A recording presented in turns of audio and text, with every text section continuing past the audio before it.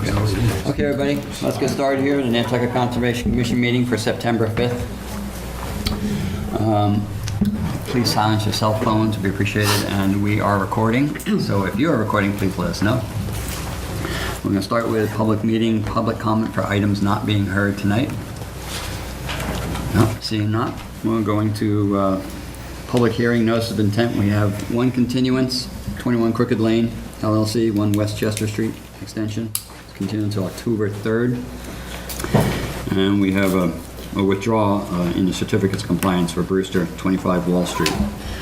So we're going to start with Kevin G. Martin and Brenda Knoll, 15 West High Bush Path. Thank you. For the record, Paul Santos with Nantucket Surveyors. With me today, two are the property owners and applicants, Kevin Martin and Brenda Knoll. This is a continuation of a notice of intent filing for the construction of a residential pool on a residential lot on 15 High Brush Path, which is within the Austin Farms subdivision. Actually, I've got them here.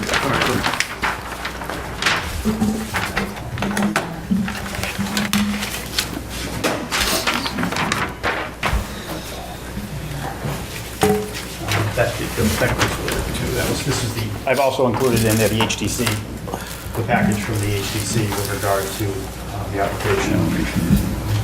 So as we had said, we presented this application previously. There was a question on the location of the existing fence on the property, and that fence has been added to the plan that you have in front of you. It's a fence that starts at the house, wraps around the property, and continues back into the house, and it is shown on the plan. It does fall within your regulated setbacks, but as we had discussed, the original subdivision goes back to the mid-'80s. There was actually no wetland shown in the vicinity of the direct vicinity of the lot on the original subdivision plan. I did come across a plan that was done in 2000, which was the septic plan for the property, and that did show a vague wetland, at least somewhat further out than what was shown on the original subdivision plan. However, the line that you have in front of you is a line that was flagged just recently by David Haynes. So that's the line that we're now dealing with. Again, the pool itself is a shallow depth pool, only about 4'6" in depth. We are elevating the pool itself and the decking to be approximately 2 feet above the existing grade on the low spot of the lot. So the pool will be elevated and fill brought in to limit the amount of excavation that we have. And then there'll be a retaining wall, 2 foot high, approximately 2 foot high retaining wall that would wrap around the house side of the structure. There'd be a shed component, and then there'd be a bluestone patio component.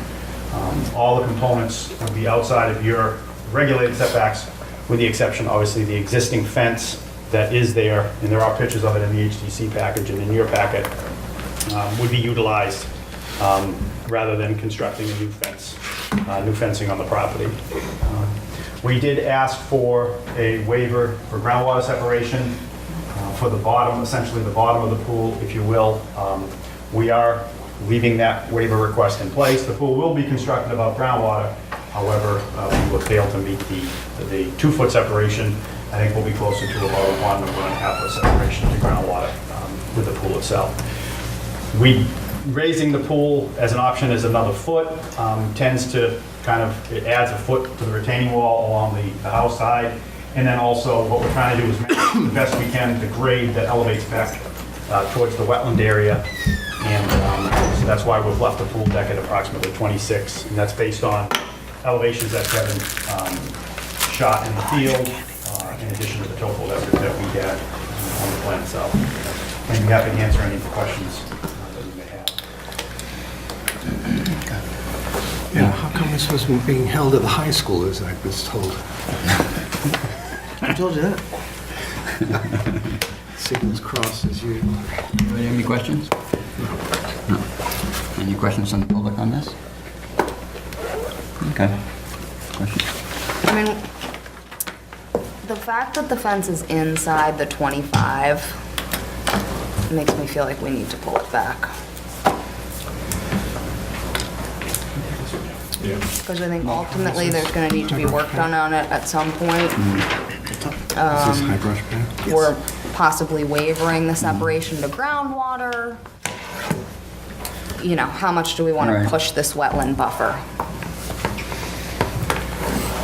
This is just a split rail fence, you said that's, Well, it's a split rail with wire. With maybe It's got wire the on wi- it. It's a split Yeah. rail with wire. What Yeah. kind of wire is it? Metal. It's vinyl coated wire. Like about how big are the openings? The openings are approximately 2 by 3. Okay. Standard chain link fence like with just coated wire? Yeah, it's just to keep the dog in out. And how tall is it? Just the size of The split? fence is approximately 3.5 feet tall. Okay. It has to be Yeah, 4 foot has to for be the 4 foot, foot. so we will have to upgrade it.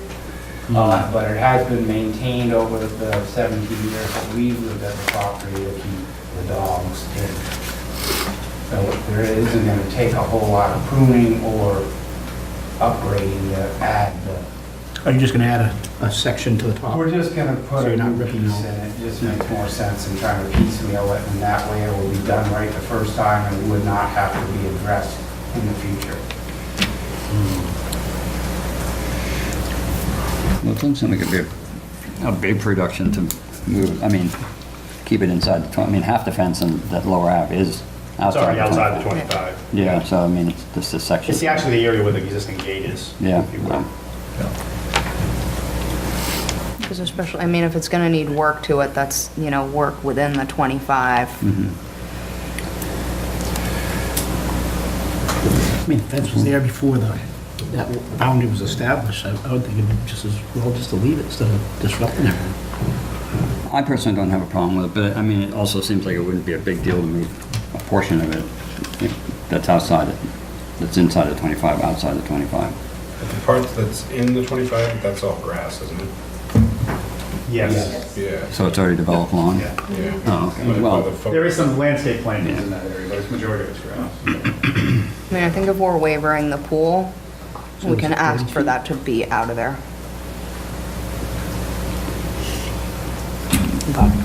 what does everyone think on that one? I don't mind. You're fine. I'm fine because it's on the grass area, but If it's in the grass, it's not in the habitat Existing. anyway. I mean, deer can get over it and rabbits Yeah. can get through that kind of fence. Yeah, So wildlife shouldn't be too much affected by it. okay. I mean, I don't have a problem with the Especially not in fence, the yard. being a pre-existing, especially with big holes like that in it, but, Yeah, I mean, I've been a stickler about pool fences for other Yeah. properties, so I'm gonna hold the line there, but I Okay. understand if you guys. okay. Okay, so there's no more questions on this one? So Jeff, we have everything in close? We do. You ready to close? Motion to close. second. All in favor? Thank you.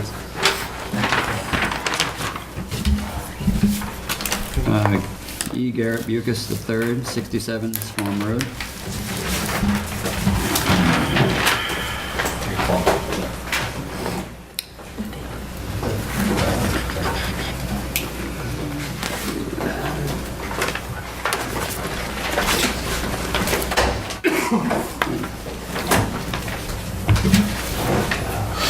For the applicant, Art Gasparo, along with Arthur Reed.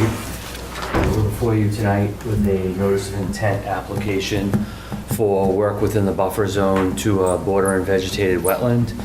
The proposed work is to shift an existing sand traveled way from where it encroaches onto an abutter's property into the legal right-of-way. Over time, the corner has been somewhat cut, I guess I would say, to make it more of a sweeping turn, and it goes over the property of Squamhead LLC. And Arthur and I, we're working for the property owner, Mr. Bucus, to the south. This roadway this way provides access to his driveway and into the house. So we're looking to shift the sand traveled way about 6 feet or so. There would be some brush cutting that would have to occur along the edge of the existing way, which I've shown a limit of work, and silt fence along there, and we have staked that out. We would do just essentially the minimum that needs to be done to get the traveled way into where it legally needs to be. We know we did see that there was some concerns from the immediate abutter with the proposed work, but again, we don't feel that there's any adverse impact to the interests protected by the commission. We have requested a waiver for the small bit of work inside of the 25-foot buffer zone, but again, believe that's justified on a no reasonable alternative and no adverse impact basis. We're proposing to leave it as a sand road and move it as little as possible. With that, I'd be happy to address additional questions or concerns that you may have.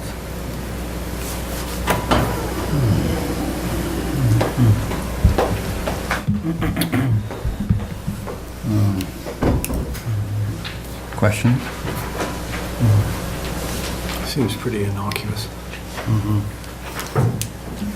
Yeah, no, there's definitely concerns about it. How much brush area? I mean, obviously it looks all pretty thick brush right up to the road, so you'd be cutting nothing. Let's say 6 feet 6 feet into the brush, and that way Right. a little bit. at the widest point, and Yeah. it tapers, so Yeah, that's sort of a exactly. worst Yeah, it goes way case to nothing. scenario.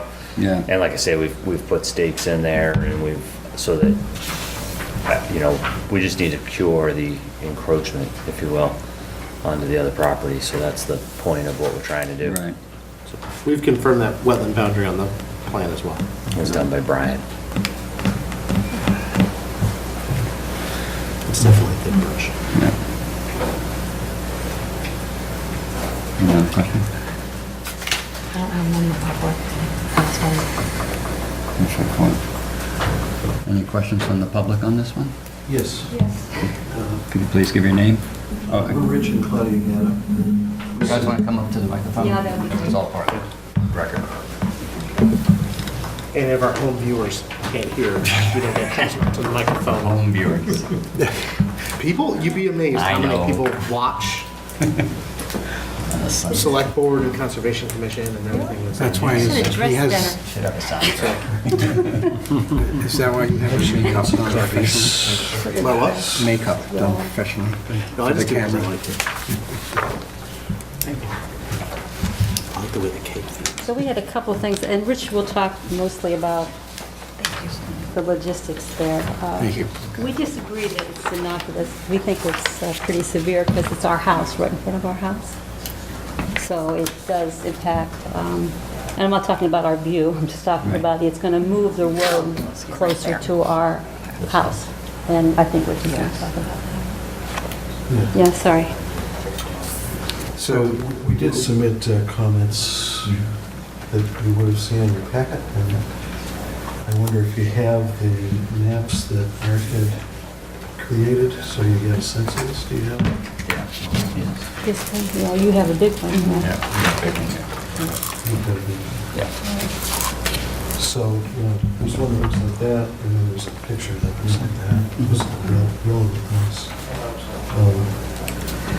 The number one thing is, this was put forward as moving a driveway, so we just want everybody to understand that it's not Mr. Buse's driveway.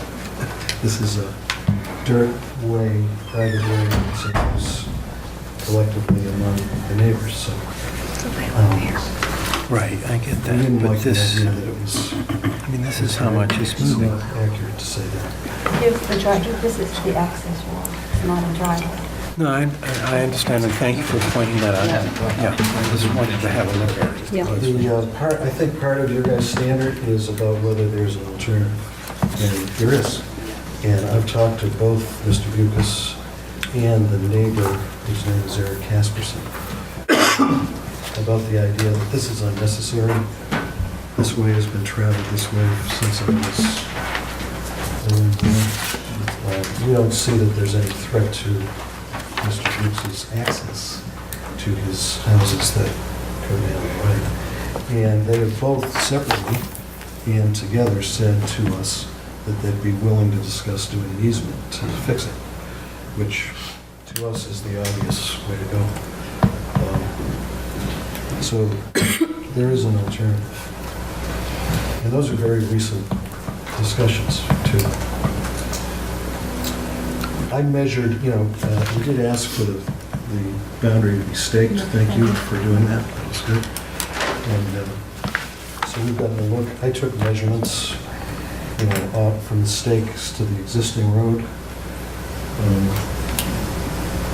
It says 6 feet, but, the stake that's the furthest in, that's sort of the deepest part of the curve, is 13 feet in off the edge of the road. It's like 13, 8, 7, 1, 13, 5, 4, 1. So it's a bigger It's a corner. swath than 6 feet. I understand that's the edge of whatever protection they have to put up when they're working, but even so. When I measured that and tried to pull out some old geometry from my bag of tricks, I've got it as between 950 and 1,000 square feet of land that's going to be cleared. All of that is buffer to the wetland, which is right along the property line. The issue for us also is that it's right in front of us in our front yard. So this chunk that's going to be taken away, when we're in our front yard, that way makes the curve sort of at our front corner and goes down towards the water. Having that protection there for us as an abutter has been important. It's visually important. It's important for protection from the road. One of the things that's happened in the neighborhood is that as new houses have been built and built, a lot more service trucks come and go. So there's trucks for cleaners, trucks for pools, trucks for landscapers, trucks. There's a lot of them. Our kids are grown, now we have grandkids.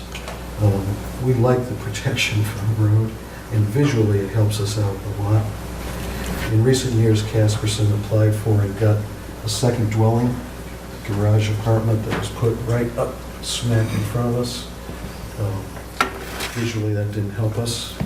This would kind of take it down another notch if it were to happen. And the last part, is kind of near and dear to me because of my history of the property, which goes back to the 50s, and the idea that it is a wildlife sanctuary in my mind. It always has been, for all kinds of things. And I won't go into a long laundry list, but anytime you take away a big chunk like that, you're affecting the habitat, and we don't think there's any need to do it.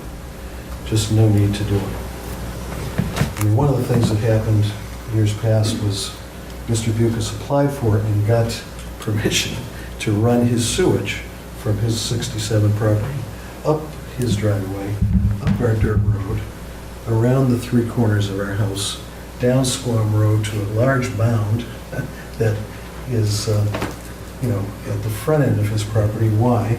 Because it was judged that he couldn't disturb the wetlands in between himself and that mound. One of the reasons then was the spotted turtle. Well, the spotted turtle, which was on the rare list in those years, in recent years, has been removed from the list, but they're still there. I saw one in my yard this spring, and there's a ton of wildlife there, and we just don't think it's worth disturbing. We're very much into preserving what we can there, and we don't see the need for this in terms of access. And I think Claudia will speak briefly just about how this whole thing arose. Yeah. So those were our questions. It's not really his driveway. I think we all have to agree what's going to be done to that road because we share that road. So I just wanted to reiterate that. But I know that your job is not to, negotiate between neighbors, and I'm mindful of that. But I just need to give you a little history. So the little cottage that we have is tiny, particularly now, compared to what's beside us. It's built in the 1940s, and we have been grateful to come there every year with our kids, our grandchildren now, our families. We have good memories, and we have great friendships there. It's changed, and I get that. And I'm not going to rail against change. I think that's ridiculous. But I am going to say that there is not, all the trucks, all the things that are there now have impacted the quality of life. We all agree, the Bucas, the Caspersons, that the road probably should be regraded. You know, all the wear and tear that Rich referenced, and the construction of the pools and the garages and the new houses has greatly burdened that road, and we get that it needs to be regraded. I don't think it needs to be reconfigured or relocated or to change that part of it, because this easement there, this is an easement that could be granted, and they seem to agree that they could do that. I feel easily. Arthur would know better if it's easy or not. But the other thing I want to say is, we've lived there a long time, we're old, we get that.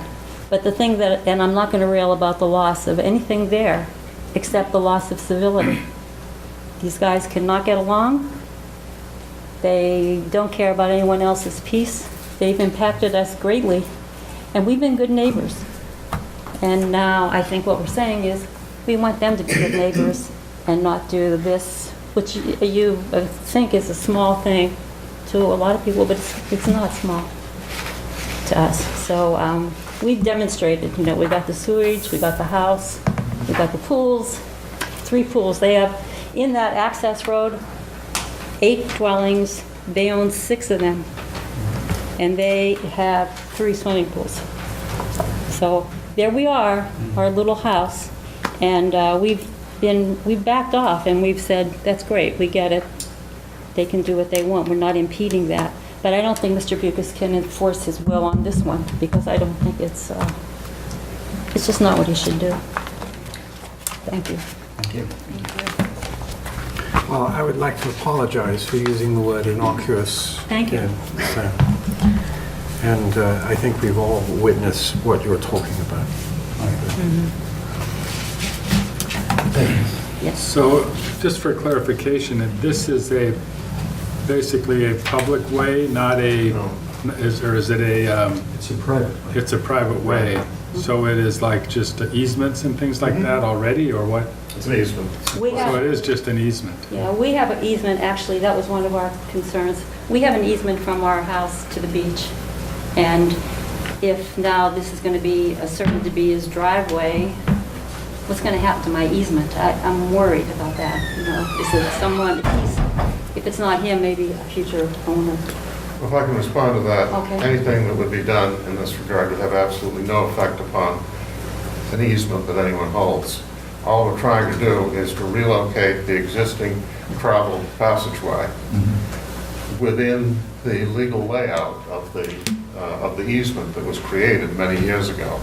And again, apparently over a period of time, people cutting the corner, whatever, resulted in at the angle point, the passageway coming out into the adjacent piece of property. By the way, that until 2008 was registered land. It was subsequently deregistered. So even though there may have been a long period of use, prescriptive easements don't run against registered land. So the result is that there is in fact no right to use the portion of the Squamhead LLC, Casperson property that is traversed by this passageway at the present time. Although some general language about being willing to discuss things was out there, in fact, Mr. Casperson has indicated to my client, Mr. Bucas, that he wasn't interested in granting an easement. And that is what got us started with the point of doing this application. The result will be that everybody using the easement, and there are other people, including the ghettos, that have rights in this, will be able to travel within the legal layout rather than trespassing on the Squamhead LLC property.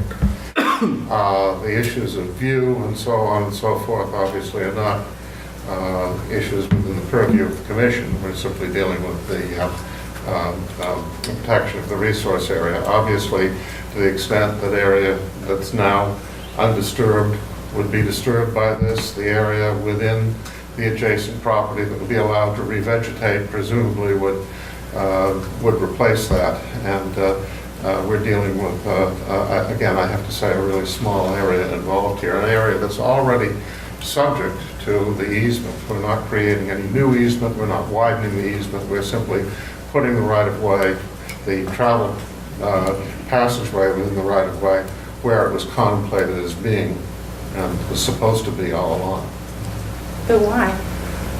Can So that we're not trespassing on the adjacent property is the obvious point. Can I just talk about the offer? I was in touch with, I don't think that's our concern. Them here on this. well, I'm saying there's an alternative. I understand that. I'm saying I was told this weekend there's an alternative. Arthur said something different, so I just want Well, to clarify. I think that's something you meant, but yeah. Okay. Well, that's something out of the off here. Mr. Chairman, could I just respond as well to just a couple of the other points?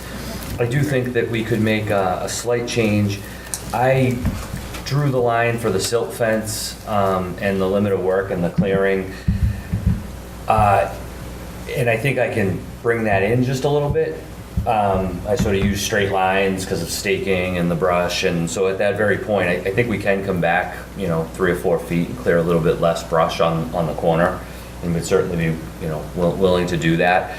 It wasn't done sort of purposefully. It was, you can only put so many points, and I just didn't, curve it. But right where I have that sharp angle on the plan right there, I could certainly bring that in probably 3 or 4 feet. Which Is that where it's 13 feet? Yeah, that would be the widest point going in, so I think that we could still do the work. That wasn't in any way, intentional, it was just a function of drawing straight lines, then to be able, when we put stakes, they're gonna go from point to point. But understanding the sensitivity at this point, we could certainly, bring that back up a little bit. I still think we need to stay, a foot or two off of the edge of the road, especially this first brush cut, because as we all know with the brush out there, it doesn't take long for it to come back, but we could reduce that a little bit. And as you get up closer to their property here, it's really, it's just tying into what's there. It's a small sliver. If there were safety concerns, of course, another alternative for the Gattos would be they could, apply to put a fence along their line as well, and then the kids couldn't run into the road. So there are other alternatives there. I don't see how, really if you look at the 25, the waiver that's requested is only for, at most here, 3 or 4 feet, and we'll certainly reduce that at the worst point right there. So the rest of it, for the most part, is outside of the 25. It's a very, very small area and would typically be allowed between the 25 and 50.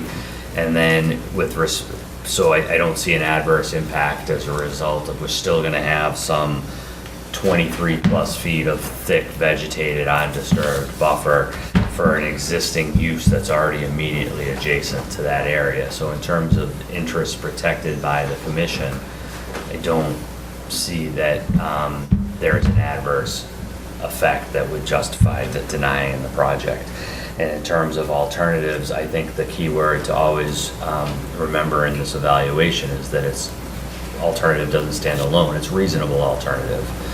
And the most reasonable alternative in this situation is that there is a legal right of way, which I think Arthur would agree, that's the most reasonable alternative with no adverse impact, is this small shift.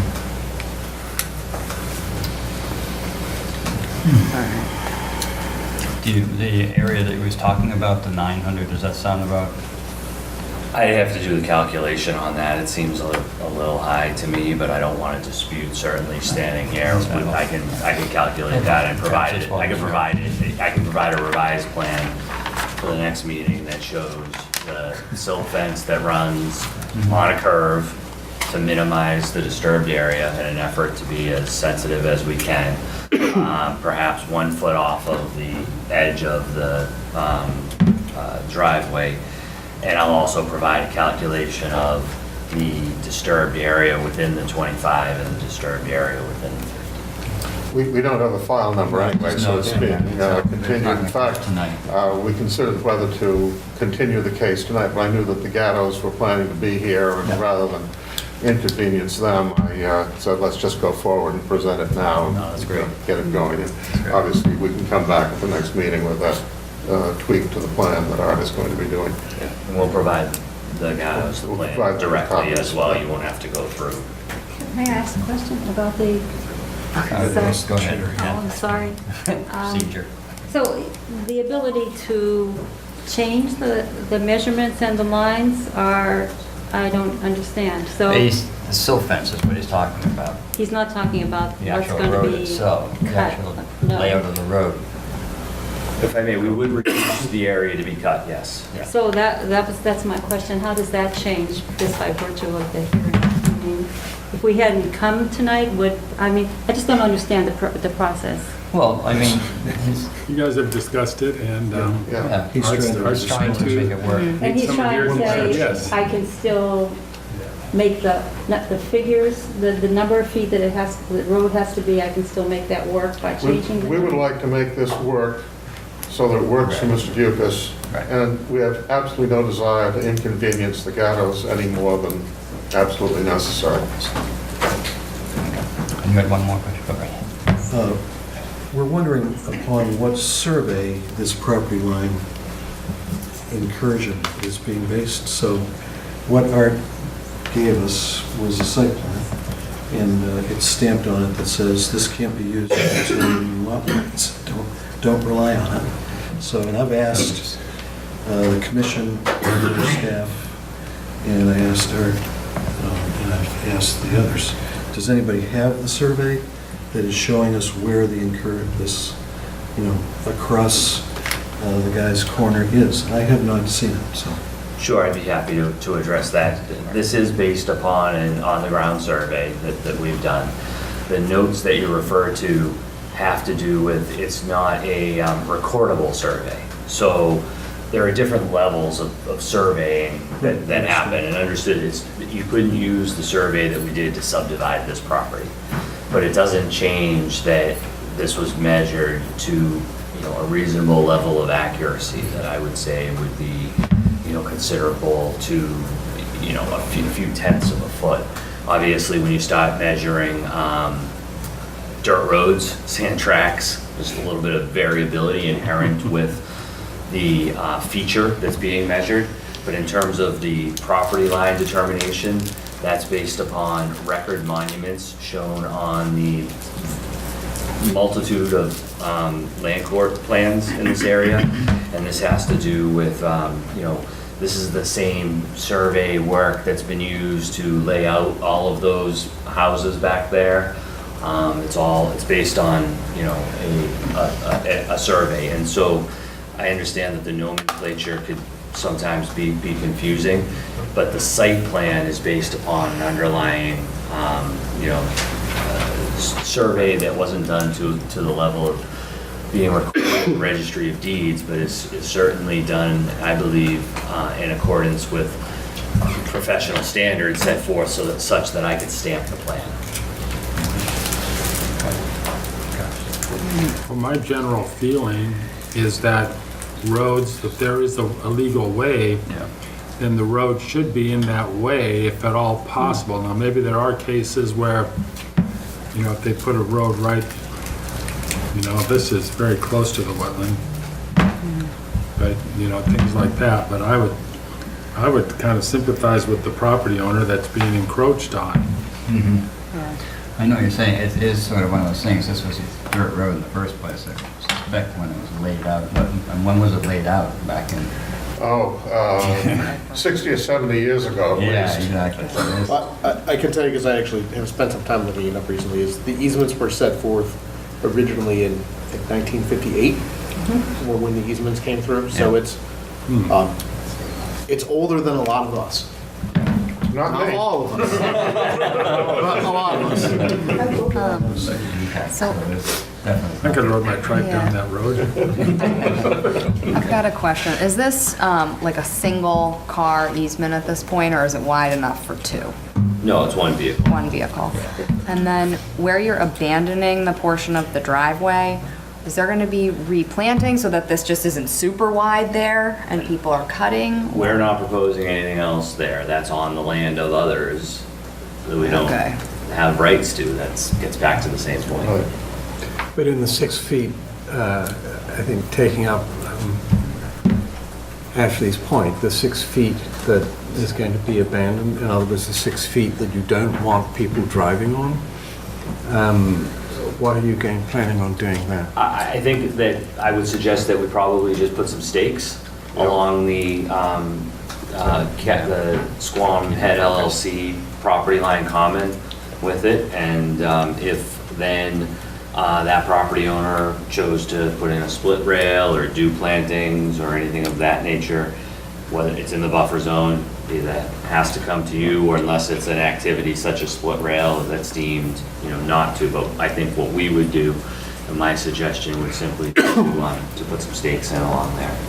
Right, we don't have the right to enter upon and do work on that property any more than we have the right to drive over it at the present time. Right, which is why this is just slightly funny to me, because I almost feel like they should be applying and saying, we want the road out of here, it's on our property, et It's a cetera. matter of getting things moving forward, and this is the way to do it, and if they want to do something, they can. And I think that putting up the stakes, as Art indicated, is as a practical matter going to, keep people driving where they're supposed to, and then if no action is taken, Mother Nature is going to set in, and the brush in that area is going to, reassert itself. So amazingly enough, we have permitted a very similar project before out on North Swift Rock Road. There was the bend in the road that comes around before you get back towards like the Cigarette residence accesses off that road. There's that curve there that was relocated, and that permit actually had a requirement that the part that was being encroached upon, that some sort of permanent marker be installed within the layout to prevent people from getting across. And I don't remember, I think they ended up using rocks, like little boulders that were there, but certainly I don't think stakes or whatever. I think that's something that can be worked out with the residents there to have as little impact as possible with having that. But it's something we've conditioned before. Excuse me, this plan has somebody drawn a circle and written by hand where the driveway starts. Arthur, can No, I you think comment on that? that's- That's me. But That's you're us. telling me that that's right away in Bukas's driveway? That's right. That's not his Yeah, driveway. it's, Not his drive. it is a driveway. It is a driveway in which various people have Right, all rights, of these including landowners. Bucas. Okay. And obviously, it connects to what is exclusively Bucas's driveway on his own property. And if I could just say one thing I forgot to say, which is, there was a discussion about how the road needs to be regraded, and Mr. Bucas asserted that he wanted shells. And then Mr. Casperson said, no shells. And that's why this whole thing came up. It was like, well, you can't do anything, this is my driveway. So this whole, to say that these guys are going to cooperate to put stones and all these things, it's not going to happen. We'll condition that. And there's no longer any proposal to put shells or do anything other than have a simple dirt sand driveway. We essentially don't need to cooperate because the stakes that would go in would be within the area of that way in which our client owns. And I think that we would want to avoid larger type permanent markers, because it's going to then result in having to push the road closer to the gattos if we start putting bigger rocks and fencing and so on. That's why we typically leave it up to them, just require it. So I'll just make a statement here, because it's come up a couple times that hasn't really been clear, is the Conservation Commission, while permitting the project, doesn't have the ability to alter granted rights or abilities to use, or, as weird as this is to say, if the commission calls it a driveway and it's not how it's referred to in the easement, it doesn't necessarily impact that. We only have the ability to permit projects that are work that's requested through our process. So if there's a legal document that refers to it as an easement or a roadway or a driveway, if we here call it something different, we don't have the ability to set some sort of precedent or change that going forward. So the commission, they determined that this is a project that can be permitted if the permit reads, relocation of a driveway, a relocation of a roadway, a relocation of travel way, whatever we want to call it. It doesn't necessarily impact anyone's rights within that or ownership of it, or we don't have the ability to declare ownership clearly. So it's something where and we're just the group that regulates environmental impacts to wetland resource areas. So we're not setting property law or anything like that. So I just want to make sure that if that comes forward, that don't worry that it's not impacting anything else that's come before. And if you guys think that trucks are going through and, causing negative impacts to the wetlands, take photos of a truck parking there or whatever, and you can submit them, and that stuff can try and be remedied. But I'm smiling because of how much of that we've lived by. The final point, and we appreciate your time. This arose because 67 Squam Road is on the market. That's why this whole discussion began. And the remedy is being proposed because Mr. Bucas, and I think Mr. Reed, believe that trying to sell the property with this little glitch in it is detrimental. That's the Fair statement. But I'm going to say, that property has been conveyed at least 3 times that I know of, with not a hitch. Survey and legal standards in the distant past. Well, it's not been- Not really. I think It's not really. Not really within our- Yeah. We know. We understand that. But anyway, that's what this is all We're just frustrated and to be tired. honest. Okay, well, we're gonna continue on the, actually, any more questions, comments on this one? Any more from the board? Okay, so we're gonna continue. For 2 weeks, please. 2 weeks, okay. Thank you very much. Thank you. Thank you. Thank you. I don't know why we don't. the 19th? 2 weeks. What is it, 19? Yes. Yeah, it's on last meeting.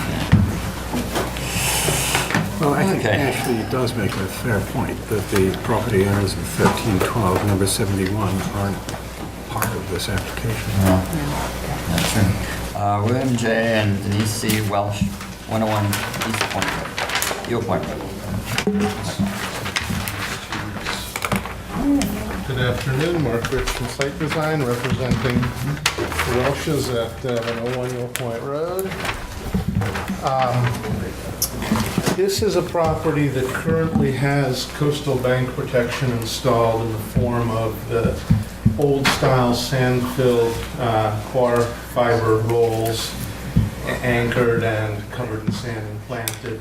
It is located between the 9399 Eel Point CMDM project and the 103-105 Eel Point project, which was recently approved, I think, earlier this summer. And what the property owner would like to do is to obtain a permit to basically install the same kind of coir fiber roll, planted fiber roll installation that's been approved at CMDM and at 103 and 105 to make it all one consistent installation to be done, maintained, worked on it at the same time in the same fashion, basically. It's already an existing installation, so we're not really significantly altering what is occurring on property. We're talking about a property that's 27 feet wide here, between the two properties. So just it's a small infill, and it's just converting to the newer design of the planted fiber roll design. I think I gave that to you upside down for some reason. So they have zigzag fence right now? They currently have zigzag fence that was similar to the CMDM installation. Are you maintaining the fence at CMDM? Yes. That, if I may, for the abutting owner, the Gasparo, that permit was issued that allowed the fence to remain on the basis that it previously had been approved as a coastal engineering structure. And I believe that my client is supportive of this application as well. So is this pre-78? This is pre-78, and it's already been relocated significantly landward on the lot in a previous permit.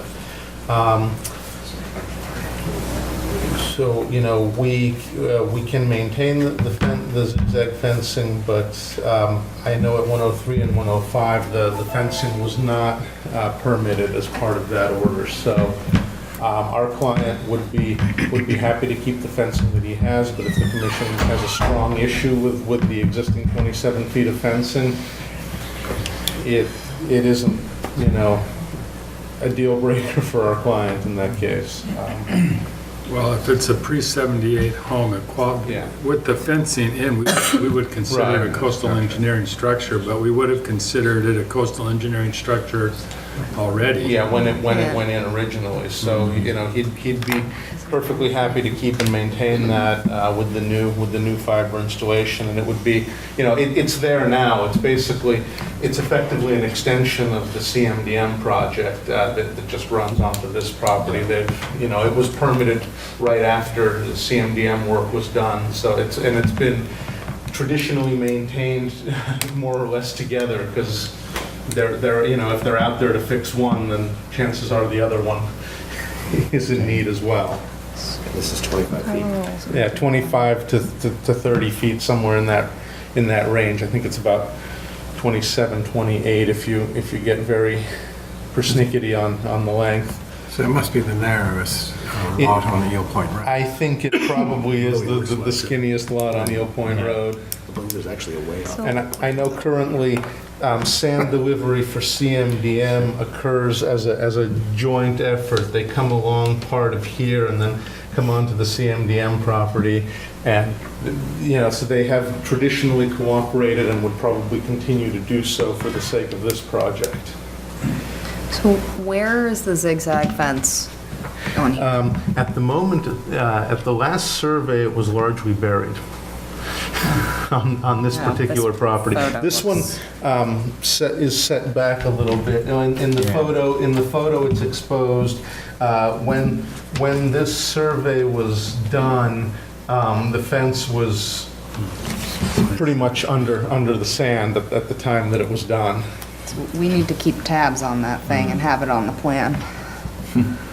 Well, we're likely to continue for heritage anyway, I believe, because we don't have heritage on property, but we have the same access issue through the 40th pole that all the other 7 projects along the stretch of coast have had, and, you know, we're waiting for the form letter from Heritage saying, yeah, you can do it just like all the other guys. But we can provide an updated plan that shows where that fence is for the next.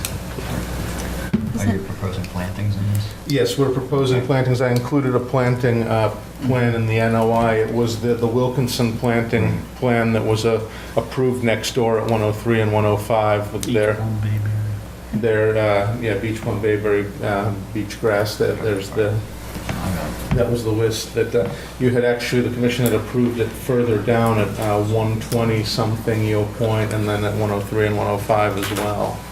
So 121. are there, this photo I think is really what's throwing me. Are there already like tubes or Yes. something there? Okay, Yes, they so have an existing installation. where, We're proposing to replace the existing sand-filled bags with this installation, the proposed fiber roll array. That's where the existing installation is. We're going to remove what's there and replace it with the recently approved. They have the original kind of, not original, but they were using the same sand-filled tubes, kind of the the big, like the 6 foot, Yeah. well, they were the pervious ones, they weren't the geotextile fabric, they were the porous Yeah. coconut fiber. The talkative. Yeah. So with that in mind, would you be increasing the nourishment on this? Because you're not gonna have a sand-filled. Well, the nourishment we're proposing is basically the same as was approved next door. It's based, the erosion, the typical bank erosion rate here is around 1.25, 1.5 per year. And we're proposing the same nourishment cover that was approved at 103 and 105, kind of taking that, it's the same bank height, it's more or less the same erosion rate. So that's basically, we're proposing to mirror the same thing that was, 4 or 5 months ago approved next door. The beach is obviously growing. The beach is well, it's Zigzag fences on it. It's getting tall. I mean, At the moment. it varies. Yeah, exactly. We are set back slightly from 93 and 99, just because our client came in later and started protection when they'd already cut a bit further back, so we're a little bit offset. And I think depending on directionality, sometimes we're in the shadow and things accumulate there, sometimes we're not. And I can tell you, in the winter, you could see daylight beneath a lot of that fencing Yeah. that was there. I guess it And then comes and goes. most of it is now disappeared, and it's still there. Yeah, and in the spring and summer, it gets buried. In the winter, it gets nicely exposed. Yeah. Are these gonna be larger? I mean, the big one was, previous was 6s, and now you've got 6-footers, and now we're just going with 2-footers. Yeah, these are the fiber rolls, Yeah. so they're not the big Big cold. squishy Yeah. sand filled. So these are perfect tight rolls. Yeah, these are the tight fiber rolls. Well, they're squishy when waves hit them. Okay, yeah, when they're They hold empty, a they're lot. kind of squishy, but Well, they're they pretty look hard when they're new. They look squishy when they're sitting there on the beach. They're kind of, but these are just So does a jellyfish. the fiber rolls planted through and on top and sand covered. So what are you gonna do with all the sand? If there's still sand in those rolls, you're just gonna cut them open and Yeah, I mean, drag all that stuff out there? basically, it's going to be recycled to grade the face a little bit so that we can put the fiber rolls on a reasonable slope, and anything that might be extra will be used, as nourishment cover. But chances are they're gonna ramp this up sometime, hopefully, this fall when they're doing work next door, and depending on no matter what condition, there may be extra sand, there may not be at that point. But any sand in the bags is going to be basically reused either as cover or as, to give us a reasonable slope to put the fiber rolls onto.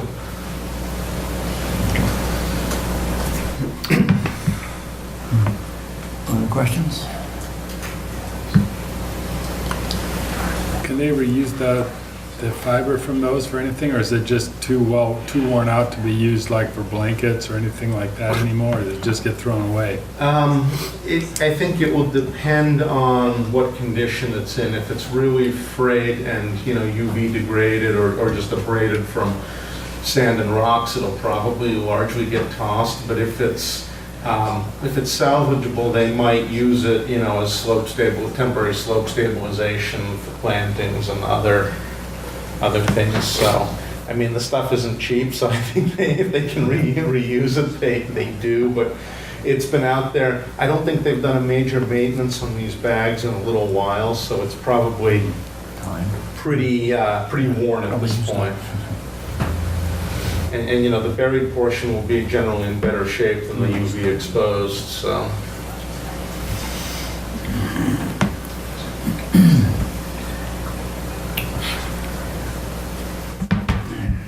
Any questions from the public on this one? Okay. No other questions from the board? So we're waiting to hear from Heritage. Yeah, Heritage didn't come through for us today.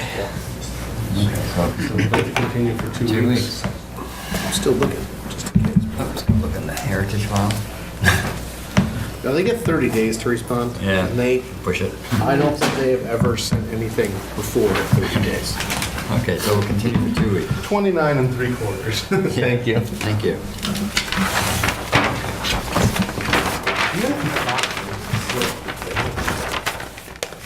DICD Realty LLC, 51B Matticat Road. It's not their thing.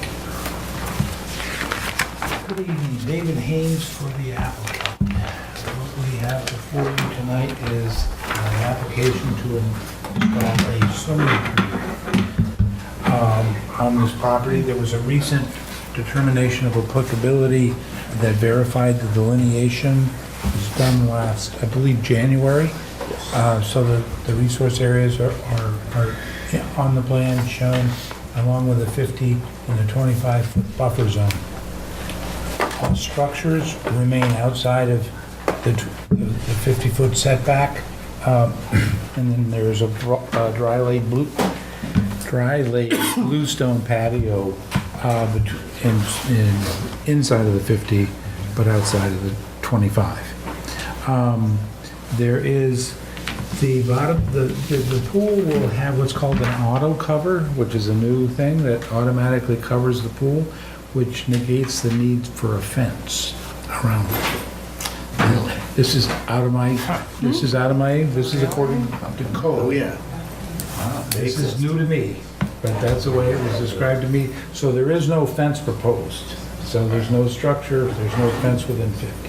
I think you may want to check that. Yeah. David, I don't think that's right. I think that's that, right. I think the pool cover negates the need for an alarm. I'm not sure it extends to the fence. You definitely should check that.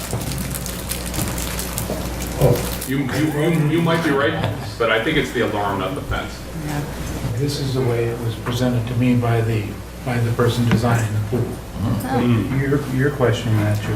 Yeah, I would say that they need to fence all around. That way, if they weren't home and someone came. Unless this thing closes when you get out of the pool. I mean, I'm not, I just go leave it's the garden first before you. I would disagree with that. Whatever. have you heard of this everything? Yes. I've heard of it, but the insurance companies are more happy that Yeah. it doesn't preclude the fencing. I mean, I'm just going by what I was informed of Yeah. on this. So it's meteor-proof cover, is that what we're saying? Excuse me? It's a carbon fiber cover or something? I have, You can play on it, trampoline. I have no idea. It's just what I was told by the installer and the designer of it. That he You didn't- want to build as a building inspector. Yeah. They're gonna be one to do. What are these? Are these like separate pavers or something you're Yes. putting? Walking, Yeah, they're just separate pavers. It's just, it's along the edge, and these are all bluestone patio, and those are bigger pavers, but still dry laid. The pool Yeah, I is, mean, those big pavers, we could put in smaller pavers. yeah, I Well, mean, it's that would just help with location. infiltration. Well, just certainly. general, some infiltration concepts. I mean, we have a bunch of these pools right next to wetlands, and concern is, chlorine and salt or whatever we treat it It's with. gonna be a Getting out. salt chlorinated system with a canister that does not require back flushing. Mhm. And so that way, you don't, there's no Yeah, back flush discharge. water going out. Yeah. I mean, that corner looks to me like it's actually popping through the 50. Well, it will make sure it isn't when we build it. Is there room on the lot outside the 100 to drain the pool when that becomes necessary? No. This is the only part of the lot that's outside of 50. It's always been a constrained lot. Very tight. The water table, there were a couple of test pits that were done on the 9th of August, and they had the water table at 10.9. The top of the pool will be at 17.4, so we will be just inside of we are asking for a waiver to the water table and potentially dewatering a foot or so if we have to. To do that, we're gonna put in a frac tank frac tank in the front yard, and then there's a catch basin out in the street. We'll get a permit from DPW to discharge into that. We'll monitor the outflow. It'll be pumped from sumps below. We may not need it. It may be, if they do it at a time when the water table is slightly lower, we might not need to do it. But I'm asking for it anyway, just to cover ourselves. So that's during construction. Training. Just during construction. It would be just during construction. Right. So, And if the pool needs to be drained, then we'll haul the water out. That's what we did over on 96 Westchester Street. What do we have for a depth of groundwater here, do you know? That's what I'm saying. Oh, that is It's down at septic. elevation 10.9, 10, down in actually, I believe I think that one was fine. I wouldn't mind seeing some type of infiltration, just run off these bluestone patios with crushed stone or like cement, personally. You know, some type of infiltration for all the runoff in this big area. I mean, you're really close to the, obviously the workshop already exists and this is just for the pool, so. Yeah. Right. If we put an infiltration chain, or just a trench underneath it? that's Yeah, just filled something to with catch, stone? so it's not running down into this. Yep. Yeah. Well, yeah, you filled in from the house to the garage. Yeah. That would be my concern. I guess we need to, I need to check on the I need to check on the status of the fence. No fence. Like, I'm surprised with all these infinity pools, they're getting away without the fences too. You know, I'm sorry, I just, No, that's fine. he said it like it was Yeah. gospel, that there was no problem doing it. So I have to check with him. So I guess we do need a continuance Okay. to straighten that out. Yeah, I hate to have to come back with that. So I would hate to have to figure it out and come back. for Yeah. stupid Yeah, I mean, fence. because Yeah, you can't get something permanent that you can't build.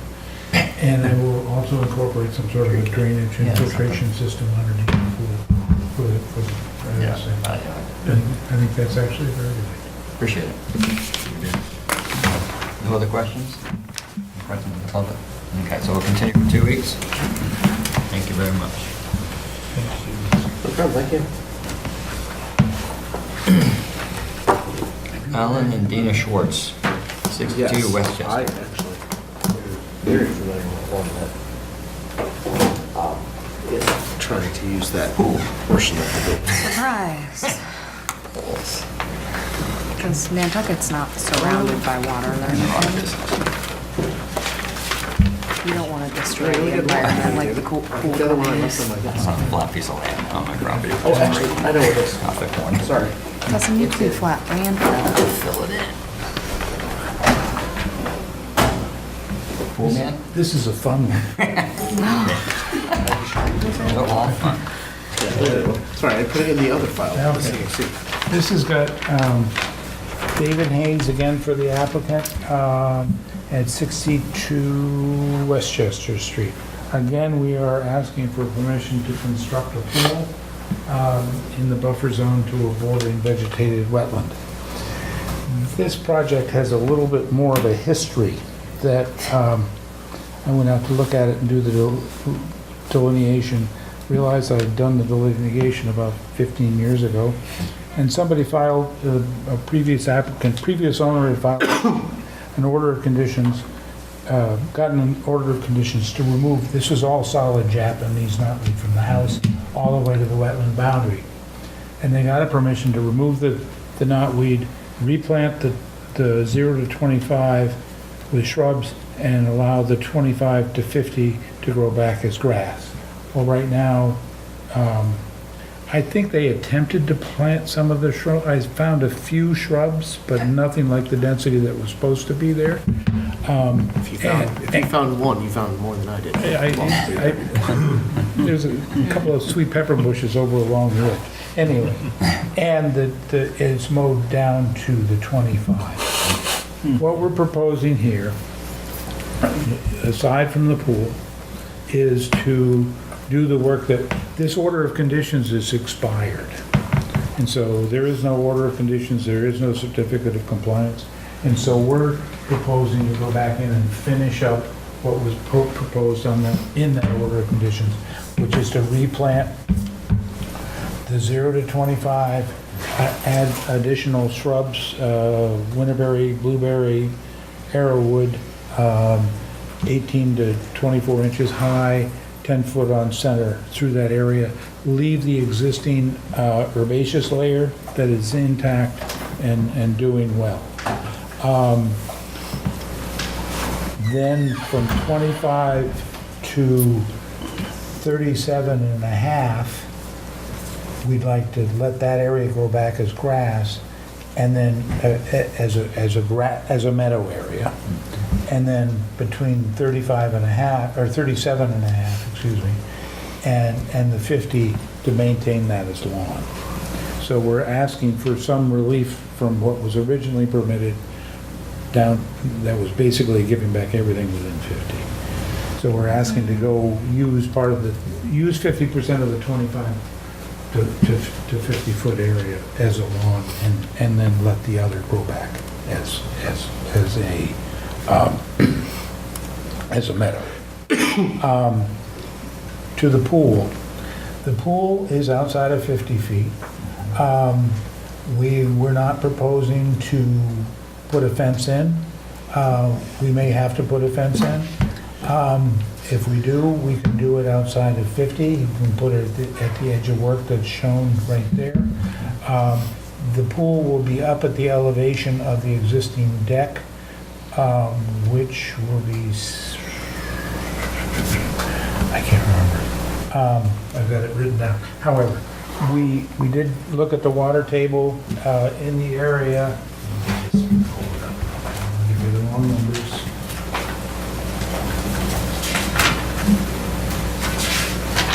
Yeah, we found groundwater at elevation of 13.4. The top of the pool will be at 20.5. It will be a 7-foot swimming pool, so it's right at the water table.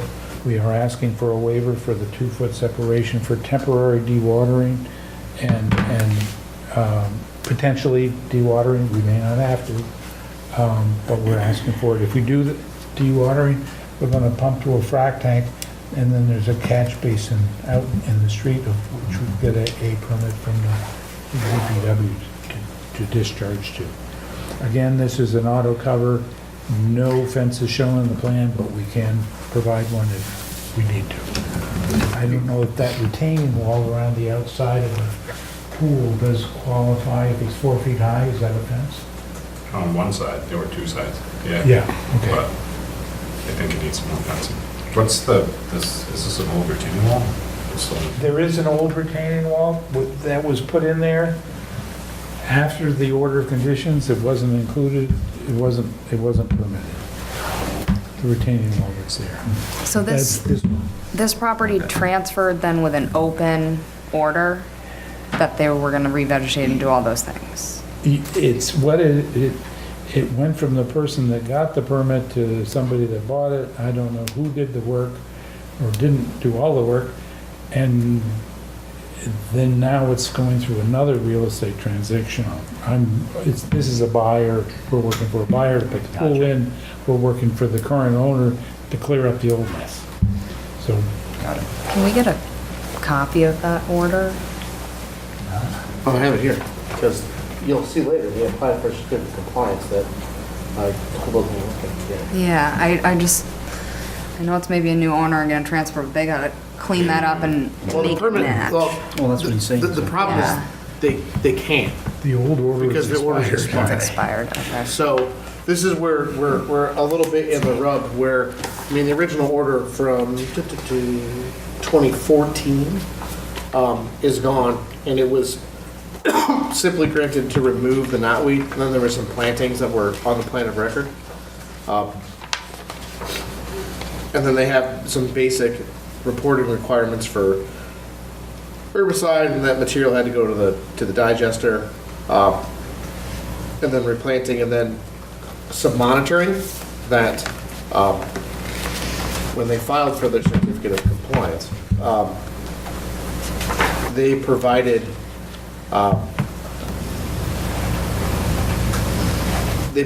amount of herbicide from Tom Hamlin that they used in the treatment time that they did, and provided some photos.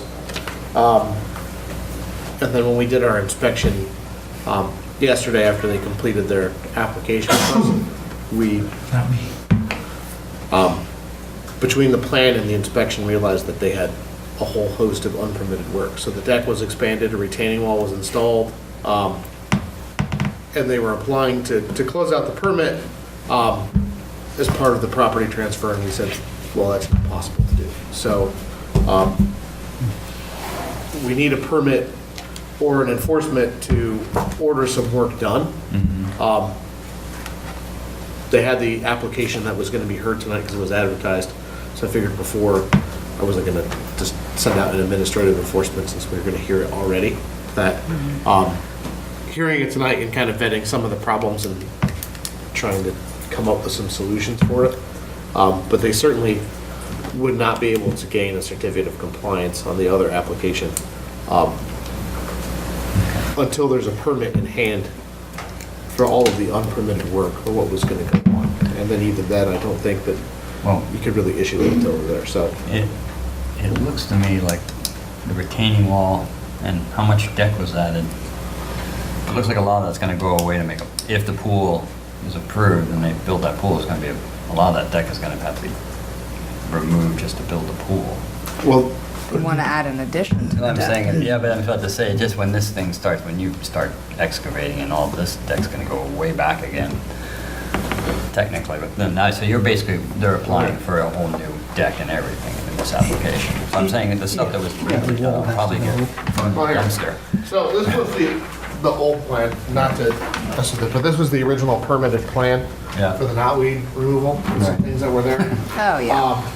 So the deck grew on the backside. It extended to the edge of the dwelling and then out, and then the retaining wall was added. And then some regrading was done through there as part of the Yeah. removal. Yeah. So what was there?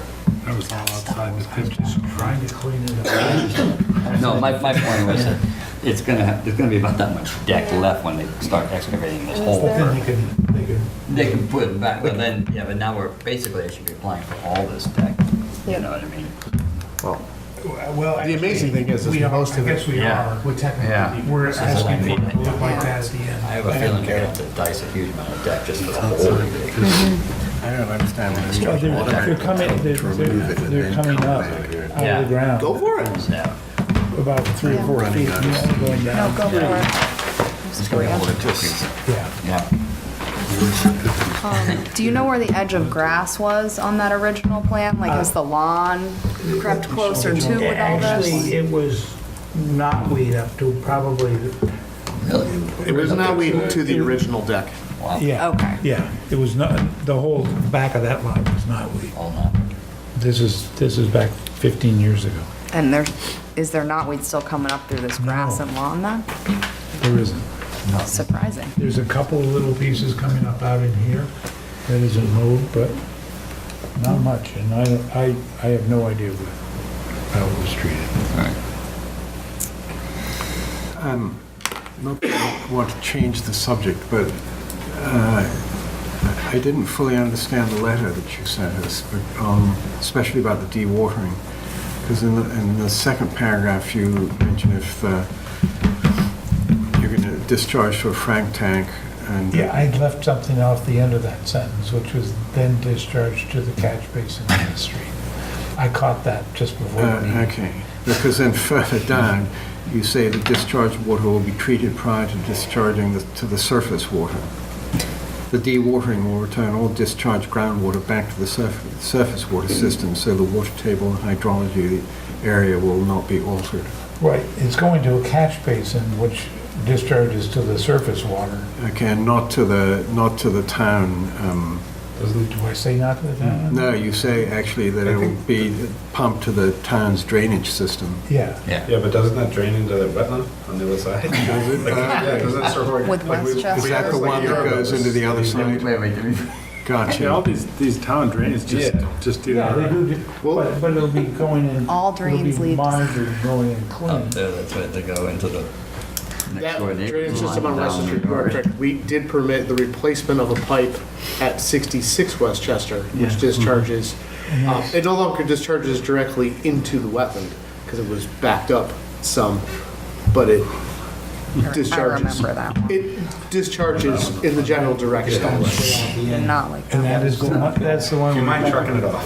We're, Well, you can, if you feel that's necessary, that's the whole purpose of this, is I just you can feel like condition it to do. You might as well just dump it in the backyard. I mean, Right, it's almost like a better Right. He's filtration. actually gonna even put it closer to the wetland. we can do that, we can go around block dump it in the, we could dump it in the backyard, we can put, we can create a little basin back there and put, Just take it. frankly, we're not gonna have to Yeah. do very much.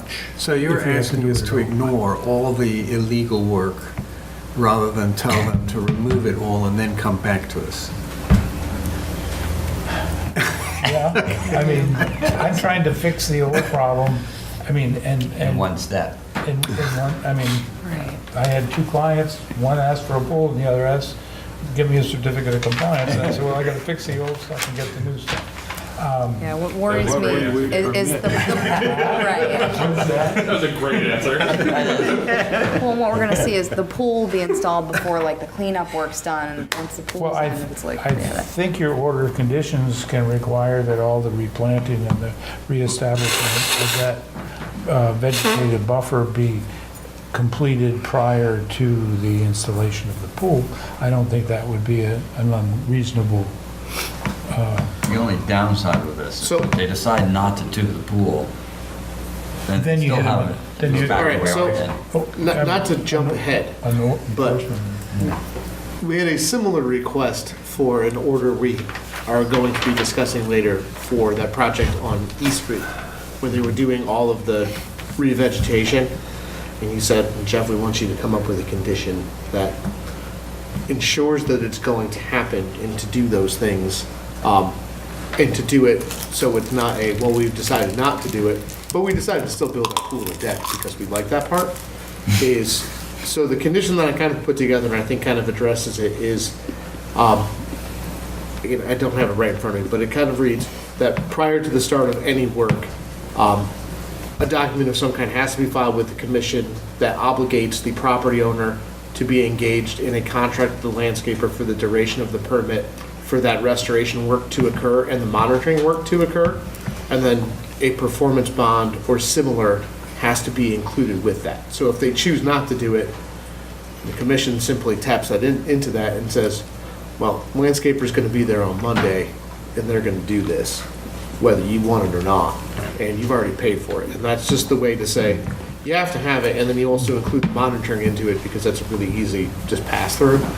But then they have to have that on file, and if they don't do it, they can't start the work. They have to have that agreement in place to start the work, because that's how it reads. So before they bring a shovel to dig the pool, they need to have a little document with us that says, you know, we've engaged David LaFleur Landscaping to do this plant work. The work is going to commence on this date, and here's the bonding that goes with that to ensure that it happens. And if they don't provide it, then they simply just never would be able to activate the other parts of their project. I mean,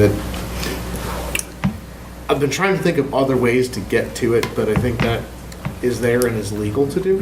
Lots of fun legal ways to do I mean, it. can you put in there that if that work isn't completed in a certain time period, there will be an order, there will be an enforcement order issued on the property? We can already do the enforcement, can't we? Yeah, let's say, the Yeah. finding. Because Maybe. I'm, Start the finding process too. and I don't know why since this is open and enforceable, you know, we have two property owners listed on the same property on our sheet. Well, all right, so, That could be a couple. One's an applicant and one's the owner. so the sheet doesn't necessarily reflect the property owner. It reflects who the applicant is. Okay. They are sometimes different people. Yes, this was an applicant. The applicant, there's both names is on the notice of intent. there's a name for an applicant, and there's a name for somebody, you can apply for somebody, on somebody else's property. I did have authorization from all of them to sign as owner and applicant representative. Yeah, I think I want to see everything cleaned up and a separate application coming in for the pool after the fact. I mean, the work, okay, the knotweed was taken out, the 25 was reestablished, and they may have had a 50-foot there, and then just somebody, the current owner just started mowing it. I don't know what the history is.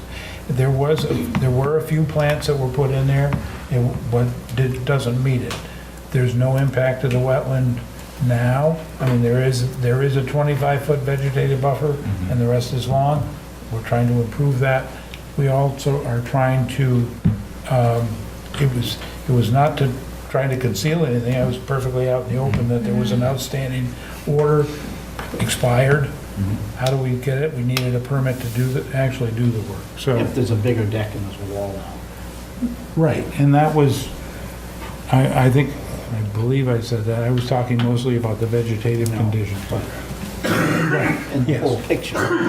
Right, but all permittable Outside outside of 50. of 50. Yeah. It's outside of 50, it would be permissible.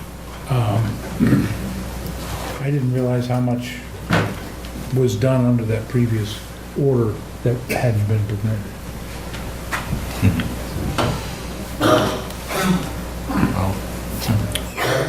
I mean, are you happy with the work that's proposed? I mean, I think you. Yeah, I don't I mean, have that's, a problem with the pool and well, no, I mean, I'm talking the restoration. the restoration. Yeah, Restoration, I yeah. personally am. Yeah, if it gets done. So, Well, I think that goes back to Jeff's comment, that Yeah. the agreement's in place tomorrow or Monday, whatever it is. But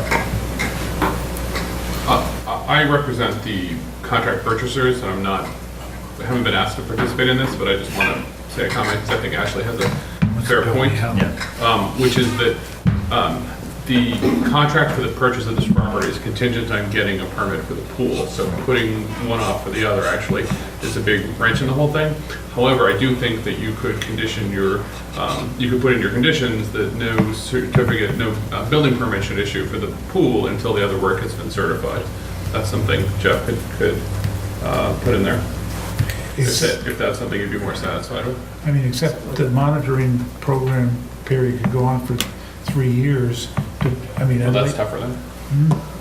I mean, it would, I'd have to think about how to construct that, but you think that it's specific condition. Yeah. I don't know we're issuing an order tonight, so I can definitely think about But it. if they didn't do a building permit, then it's still kind of flags and, being illegal work. You know what I mean? So that's where I'm wondering, if a certain amount of time it doesn't get enacted, there is no building permit, then I think an enforcement should be put in place. You know what I mean? Well, I think that's also the purpose of, maybe you just rephrase that condition, because, I mean, we put performance bonding requirements on lots of things, and everything from, restoration work to erosion control things to all those things, that if you put it on there, it just simply said that if the work isn't underway within a set amount of time, that, I guess you wouldn't have it in place if they chose to put it in place. But Well, then you have a. I think maybe you just set the permit in place, and I wonder if you could just set a condition. I mean, we have the ability to revoke a permit. You say, if that work isn't underway within 8 months, your permit will be subject to revocation. And then you have a hearing, and if they've chosen not to activate the other portion, you simply revoke the permit. And they don't have a permit for anything from you For guys. anything, yeah, I think that. And then you simply enter them into enforcement and order the work done. That makes sense. Right, then again, so, right. I mean, we have that, we've only talked about it once in a requested revocation, we've never actually done it, but I think that would be a really interesting way to do it, would be to simply say, you have 6 months, I mean, obviously, if this were December, I mean, you want to give them enough time that they're going to be doing the restoration work when things will have an actual chance to establish, but you figure out what that time is going to be and say, if you haven't started the restoration work and have that part in place by this date, we will be having a hearing at, I mean, we know the schedule a year in advance, at this meeting to revoke your permit. And if they don't comply, you guys simply come in and just say, SE 483111 is revoked, And an enforcement order. and then you issue an enforcement. I mean, that's one option. Can we set the fine now then, so they know, because it's one of those things, what are, I mean, it still doesn't Well, I was take, about to ask if the date's right now. right. I think their incentive to get their pool is right. bigger than the worry with the Probably. fine. I mean, the fine, No, we understand about your client, but it's, if they walk away, then the previous owner is still delinquent. Right, but delinquent on the decks. well, I think you'd have to have something, And the planting. because right now we're bound to the $50 per day per violation. So I think you could set the date from issuance forward and saying that with the revocation, you'll also be subject to punitive action starting from this date. So you have to define that date and put them on notice that that's going to happen. When are we going to change this fine so it actually has real teeth? I think we talked to the attorney about it at one point. I think we're pushing it as it is, right? We're kind of, No, we just need to set actual penalties. oh, I mean, okay, that's, I thought that we were going that's by. the hard part, is because the bylaw reads up to, but it's discretionary, and Mass General Law doesn't allow for discretionary penalties, per se. I meant there was a restriction. So it's a $50 per day per violation. Right. And things like, you can't say, well, you were supposed to plant 30 plants, that's 30 violations. No, that's one violation, so. And each day is, Correct. Yeah. Okay. So you have to set the date and put them on notice first. And then you could say, if it's not in place by this date, we'll revoke your permit, and you'll be subject to enforcement and a penalty starting from that date.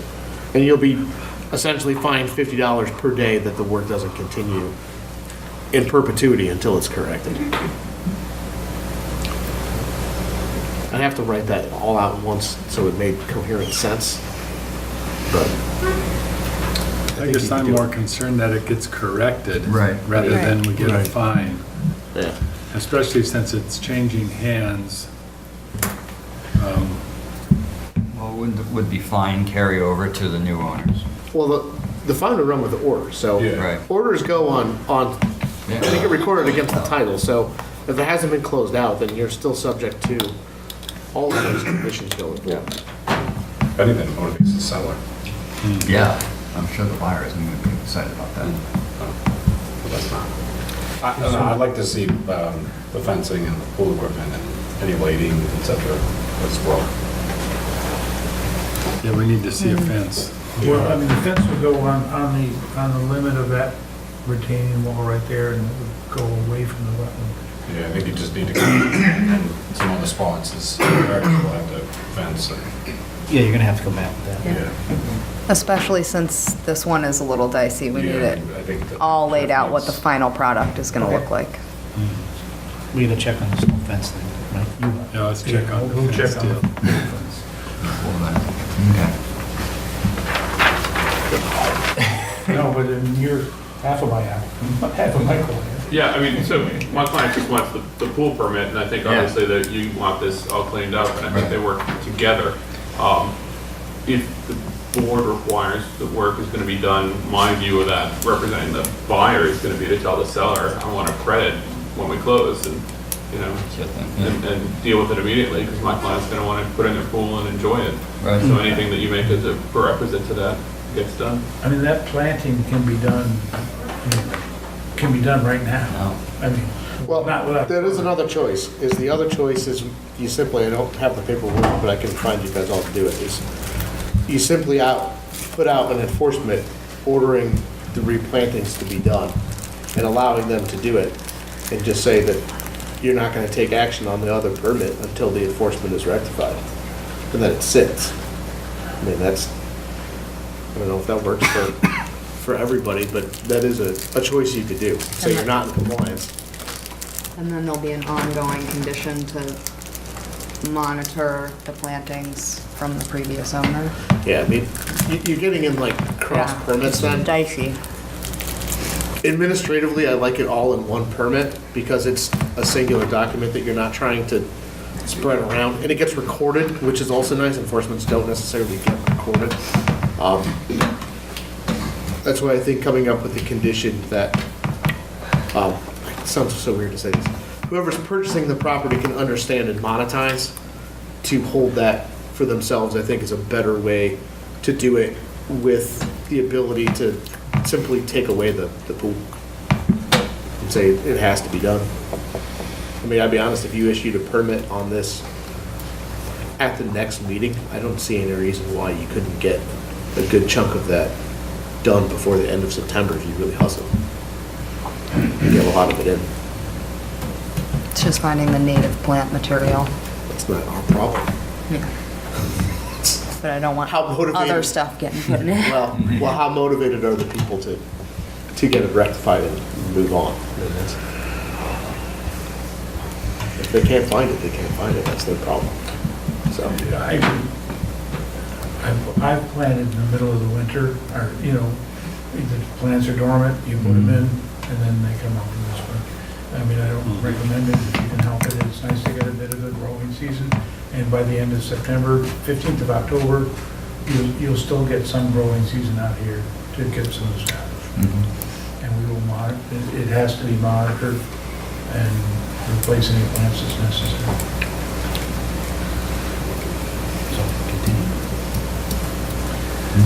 If you're asking, you want to see the fence on there and anything else you want to see in the plan. Pool equipment. Yeah, lighting. and I'm assuming this retaining wall will get removed, like what is our, Yeah, just verify some grades and topography. Make sure it's over 4 feet. If you're over 4, then you have to guard, you know, so it's kind of So pool equipment, the fencing, grades, elevations, okay. Lighting plan, if there's one. Lighting, if there's a... Lighting, can it be the standard note of all will be downward and... Yeah, yeah. Not punishing with the wetland, yeah. Any questions from the public on this?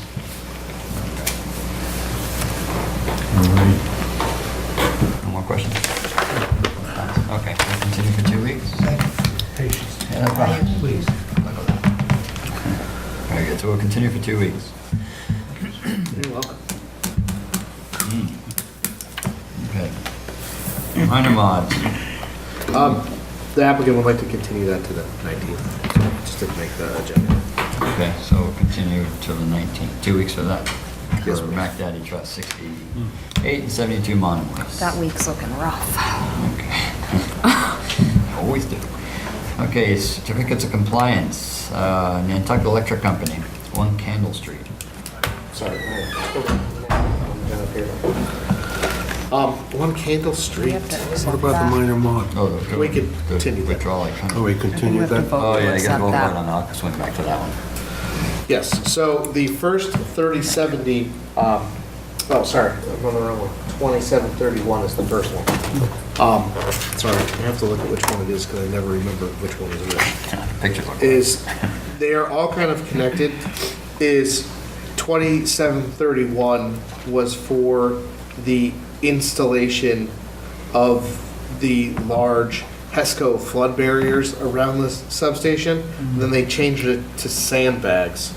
But they did end up installing the sandbags. And then they filed a subsequent application later, the 3070, to go to the modular flood stop barriers instead of the sandbags. So those are in now, and that one is in compliance, but the original project would have been in compliance as well. Sorry, it's very confusing, but they had a permit expire in there when they switched to the flood stop barriers. It was kind of a hot mess. Okay. So you're recommending we issue? Yes, I recommend that we can issue these. Okay.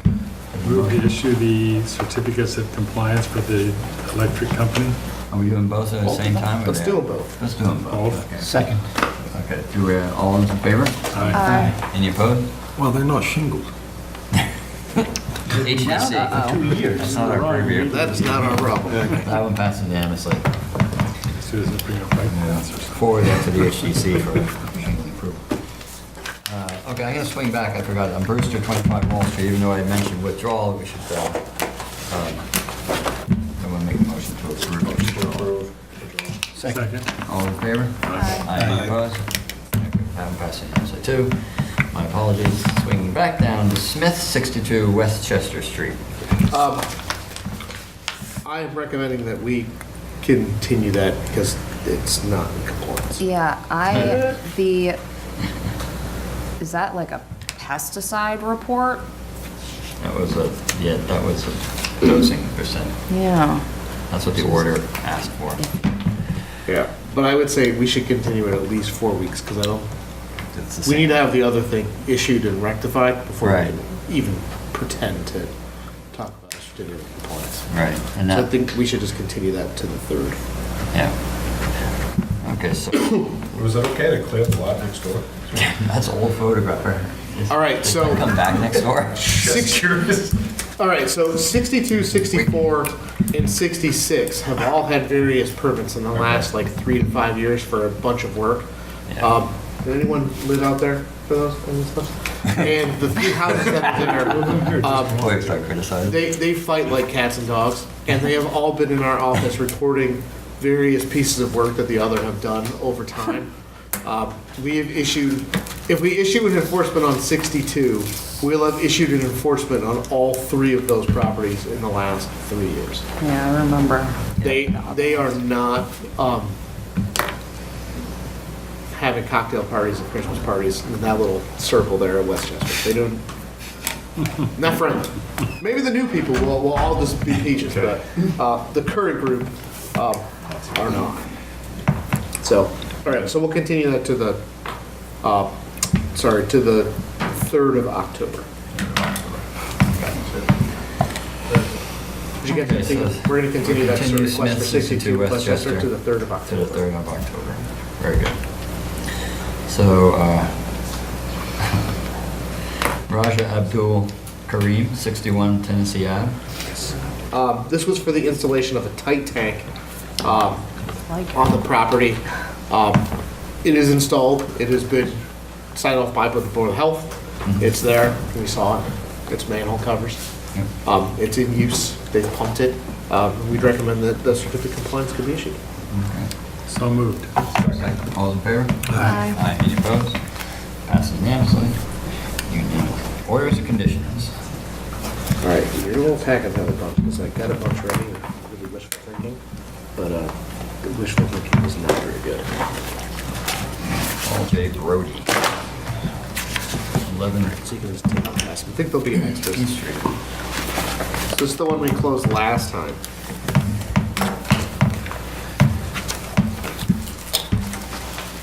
Oh, it's a thick one. Well, I had an order in there for the Welsh one just in case, and had some other ones that were on the cusp that had some shenanigans. But Brody, we closed last time. I do have the plan with us if people would like to see it, if they'd love to jog their memory. But this is the one that Mr. Madden presented last time, that has the, with Joe Paul. It's the previous patio application with the vegetation restoration, so you'll see kind of a first working of that condition that I was just talking about. When I get there, I'll have it in front.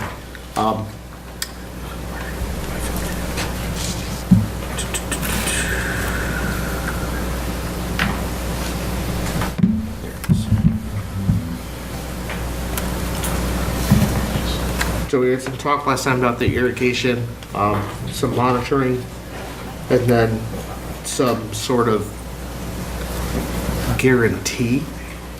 So, on the vegetation restoration, so I had the lighting one, just to report,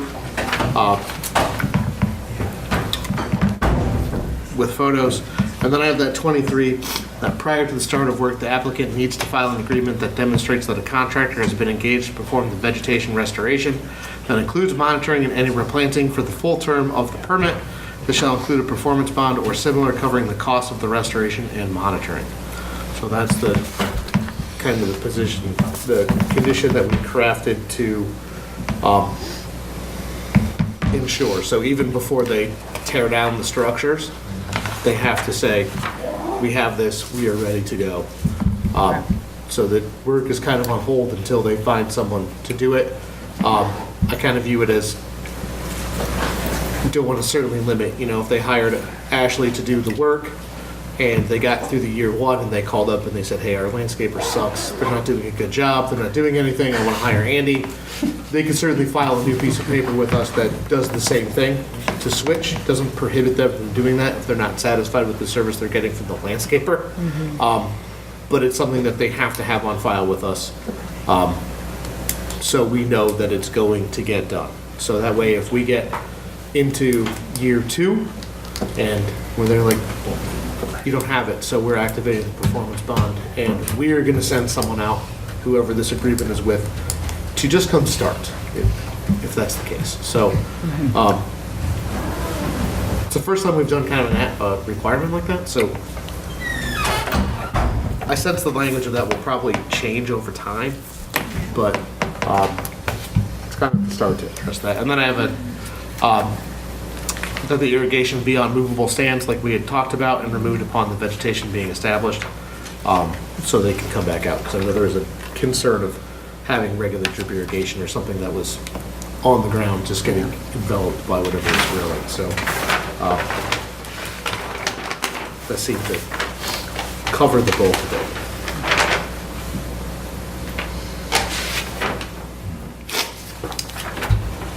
Good. Okay. Anything else anyone want to add? Everyone happy? Were we worried about how high the wall was going to be and whether to try and use the crushed stone footing so that it would be under 32 inches? Oh, I see what you're saying. You mean the depth of the wall?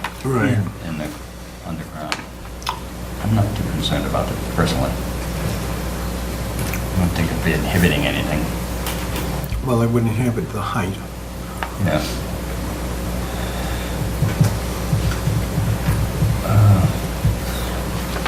Is that something we Anyone's could... thoughts on that?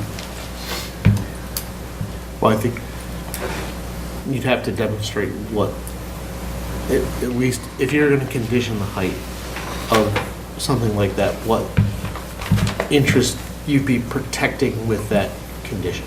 I know that sounds weird to say it that way. Right, it'd Yeah, be it's more gonna be- the scenic footing's gonna be views very- as opposed to like groundwater flow, if you wouldn't. Yeah, I think I suspect most of the deck is based on the height of the first floor of the structures. You've got a couple of second levels here. I don't think we ever saw, did we ever see a... No, we didn't. Well, they showed a little trench. Did we see It the looked picture? massive, but that was our question. Yeah. Did It was. Did it have to be a 4-foot frost wall? Or Oh, it was just gonna be he the gave the thick- full, yeah, he gave the full wall perspective, below ground as well. Right. Right, but above ground, visually. It's like 2.5 feet above Yeah. ground. Was it 2.5 above ground? Yeah, it's got 10 and then it's got 12.5. Not much. Yeah, so it's something like Okay. that. Well, that's right, this So it's one not with gonna interfere with that ground. cross-section that was It's a not. cross-section. Yeah. It was just Like it was gonna be like a 30-foot underground wall. Cut and paste it from somewhere else. Typical. Yeah. Okay. It's a problem with those typical details is they're not always to scale, and they're done to make them readable. Right. Something stretched to Multiple store. jobs. Move to approve as drafted. Is there a second? All those in favor? Aye. Any opposed? Passes unanimously. Kevin G. Martin, Brendan Knoll, 15 High Brush Path.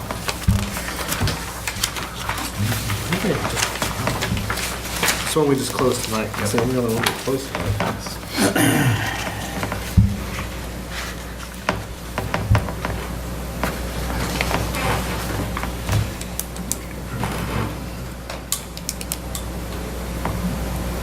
So I think the one outstanding question was whether or not you wanted to require that one section of fencing that's inside the 25, that if it gets work done, gets pulled back out of the 25. It would just be a small section. So that was the one thing that came up today. I personally don't have an issue with that one section, pre-existing fence. Yeah, I don't either. I'm good with it. Aye.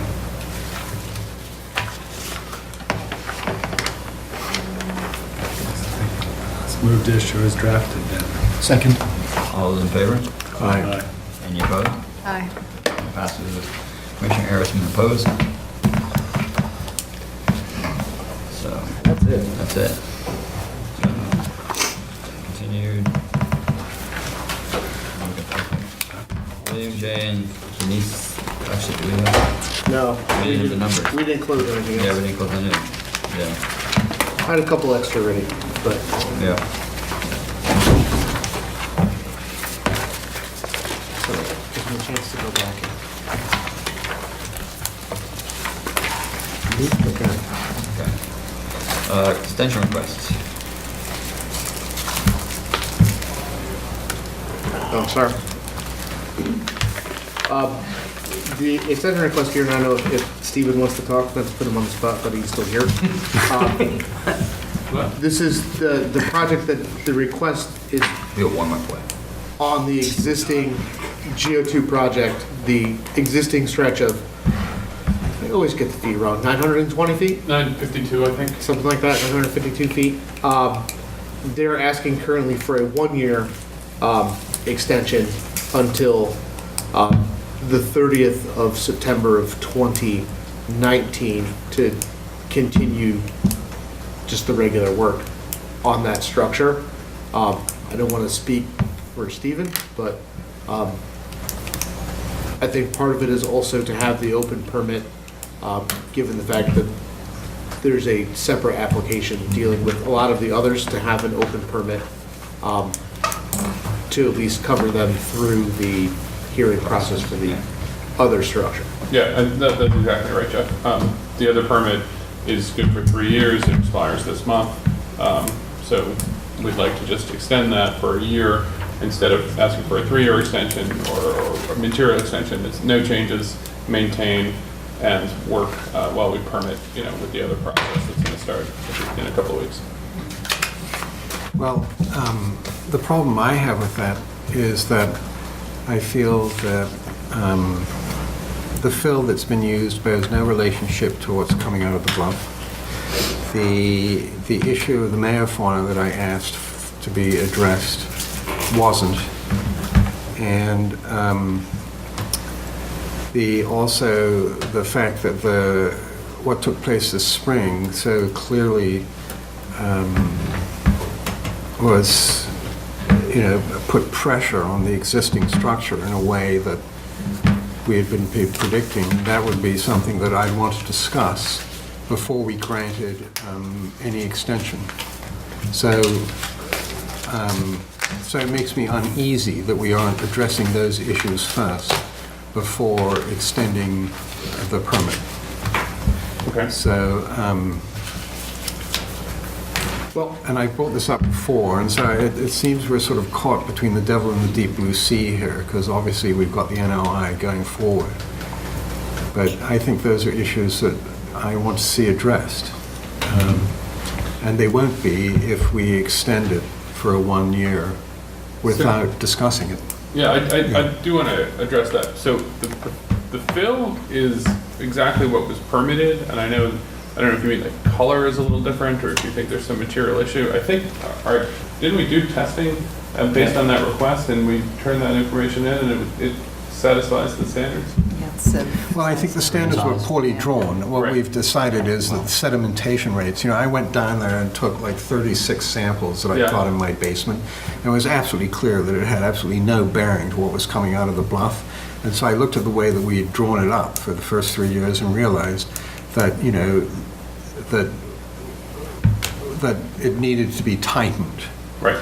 So, in the grand scheme of things, I don't suppose 1 year, is going to make a huge difference, except that would be something that I would want to change going forward, so that the sedimentation rate was, or that the actual composition of the fill more closely replicated what was coming out of the bank. I've brought that up in the past on many projects, but it seems like the general practice is to match the material on the beach. It's coming out of the bank, but basically it's more the because obviously the bank's full of clay and boulders. And so very few of these projects are dumping clay. The way we've historically done it, you're looking at the soil in the sense that the primary factors that have been looked at are just grain size and angularity.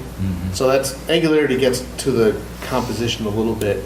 I mean, I tend to agree with Ian. I think over time we've looked at some of these where we probably could improve in the sense of really looking at the soil makeup itself. I mean, you can do percentages of sand, silts, and clays in soil and kind of get that determination. But then you're also getting into custom blending of soils to replicate that a little bit. Yeah. We've tried it once before on a project on Pocomo. Some varied success where we had a makeup of soil that was there. And there were some pluses and minuses to that too. I mean, it was something where it was going down, and it behaved a little differently than I think we had anticipated. So it's like all of them, they're always a bit of a work in progress. So I mean, I think Ian sort of said it himself, that it's a rather complicated issue, and maybe doing it for this 1-year extension might not be, a good use of time, but certainly in the bigger projects, that's something we could look at. In terms of the information that wasn't provided about the microfauna, Yeah, so in other words, when I was discussing it, I was assuming when I was talking about megafauna, we were going to address actually the microfauna part of the megafauna, which is down to 50 thousandths of an inch, as opposed to you went to the larger measurement of 200.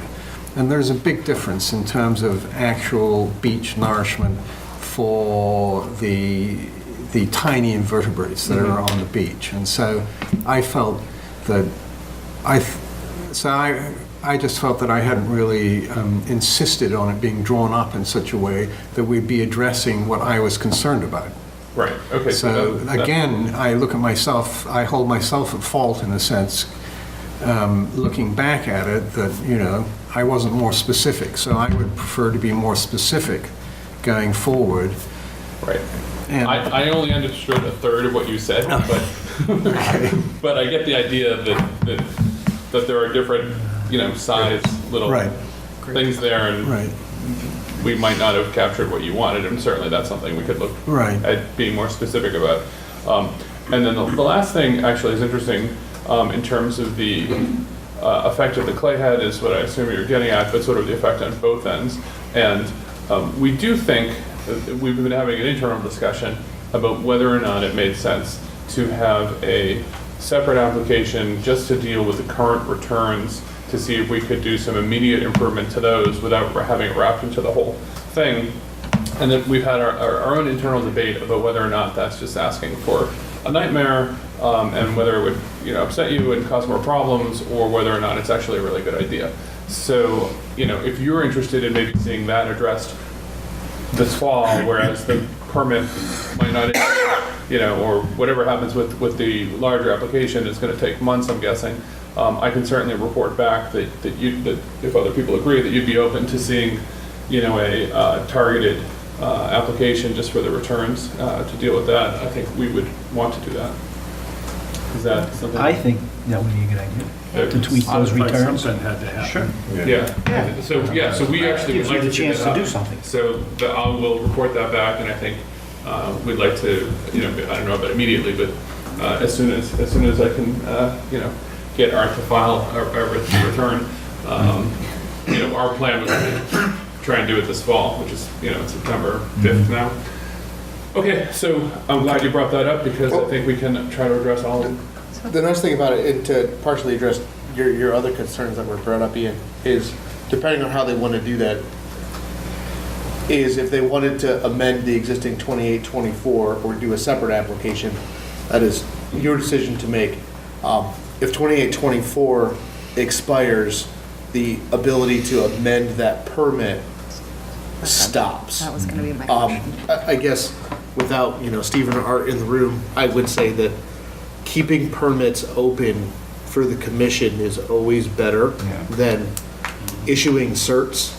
I know that sounds awful to say, but because it still gives you the ability to amend and modify those conditions. So if you get a condition where you say it wasn't clear enough, or it needs to be refined, or needs to be fixed, that when you go through an amendment process, you can add conditions, you can alter things that are there, you're amending the permit for a request. The permit's closed, you can only say, we're putting ongoing conditions, and, in this case, I don't even remember the numbers, but you would essentially say, like, conditions 18 through, like, 72 on the project would be ongoing, or whichever ones were applicable, and then those are stuck. So there's no opportunity to modify those. I think it's probably smart to keep a permit like this as an active permit, as opposed to letting it end and then trying to go through a certificate of compliance process. Got you. That's probably,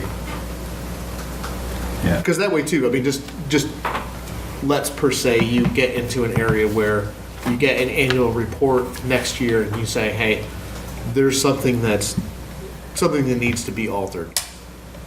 Well, you're either having to file a whole new application to do it, you're doing it through an enforcement process, which I think would be a really awful way to do it for a project like this, or you're saying, we're going to require you to file an amendment to address what we're seeing in the annual report, and while we're doing that, we want to also modify one of the monitoring requirements because it's not adequately addressing our concern. They file for that amendment, you have a hearing, you amend the permit, and then that way, if you put those conditions as ongoing, you have the better condition set that's ongoing. So, had Steven not been here, that's what I would have essentially said. But since he's here, he can hear me say it, so. And I agree with you, because having the commission act efficiently and getting the best conditions in place is good for the project, regardless of the burden on my client. We all want to see a successful project, not an easy project. There's nothing about it that's ever going to be easy. So, I would say that, to be fair, I would say that for any permit that we issue, I would rather keep open permits that search with ongoing conditions, because open permits are way more enforceable and give you way more ability to Check in.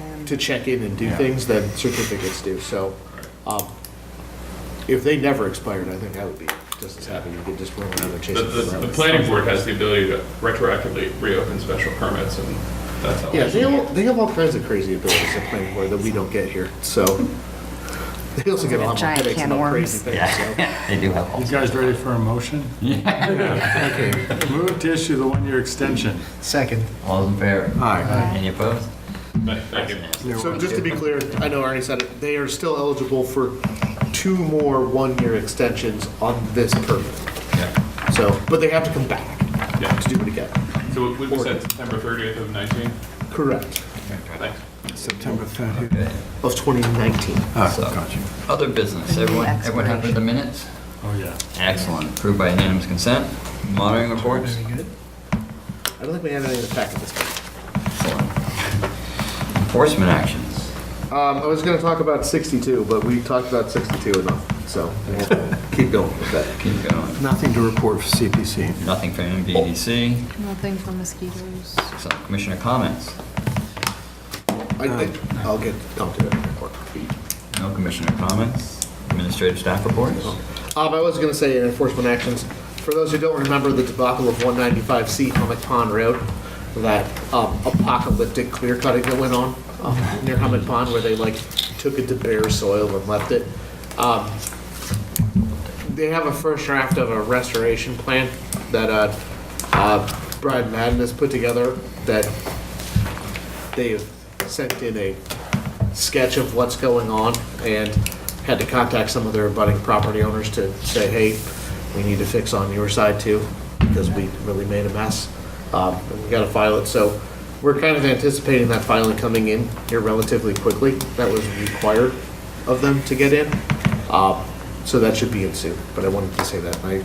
Mark already left because he's representing that project. But We're in here. it was more extensive than I think we originally thought. I mean, it got into the wetland a little bit. The restoration is going to be something. So they're coming in with that plan. Sorry, I forgot to comment. So for our next meeting, which is going to be specifically for SBPF, Correct. It is the 17th, and it is going to be downstairs. downstairs, so I'll be able to call in because I'll be in Detroit. Correct. The Okay. phone will be available, so. Okay, same number? I will send you the correct number for sure. Thank you. And then why don't we will say, if you could call in like 10 minutes prior, Sure. to make sure that it works. And if Right. you have your other cell phone, if we don't hear from you, I can call you on that and say, why aren't you calling? Cool. On that, hopefully everyone else will be there. That would be the first. Parking will be at a premium, get here early. Yeah, definitely.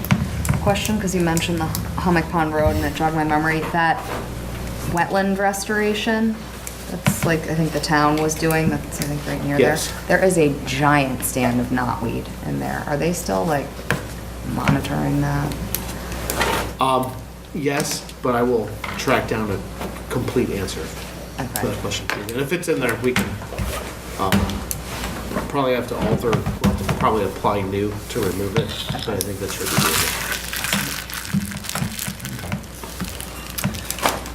Anything else? Just really quickly, as a quick reminder to everybody, for that meeting on the 12th, not the 12th, the 17th. The meeting on the 17th, so it's downstairs. At 4. We'll start on time. The only thing that's on the agenda is that application and then kind of our other business stuff, if there's something that comes up. But just as a reminder to everybody, that we'll probably take a look just to make sure if the room is full and people can't get in, that causes a problem. So Poochie will be there in person as well to serve as our counsel if we need him. But he'll be there in person, so we'll kind of keep track of that. So Did we set a time limit or were we just going? we have roughly set 6:30 as the end. But we'll see. I think if we kind of keep everyone to a time, and I know kind of the schedule we had discussed and one out at the beginning was kind of the first hour and change for presentation of the project and questions from you guys. We obviously will have presentation capabilities of the PowerPoint and things. And then kind of the second hour to hour and a half to be your continued questions, and then to open it up to the public for, 45 minutes or an hour, depending on how much time is there. But I think we'll all agree that if you get past a couple hours on most of those discussions, productivity goes down. So Can I? Go, please. So I think that one flaw we had when we did this last time was that it was somewhat of a rolling free-for-all on what was going to be discussed and when comments would be submitted, and we were constantly sort of fighting that. And I think it was difficult for everyone.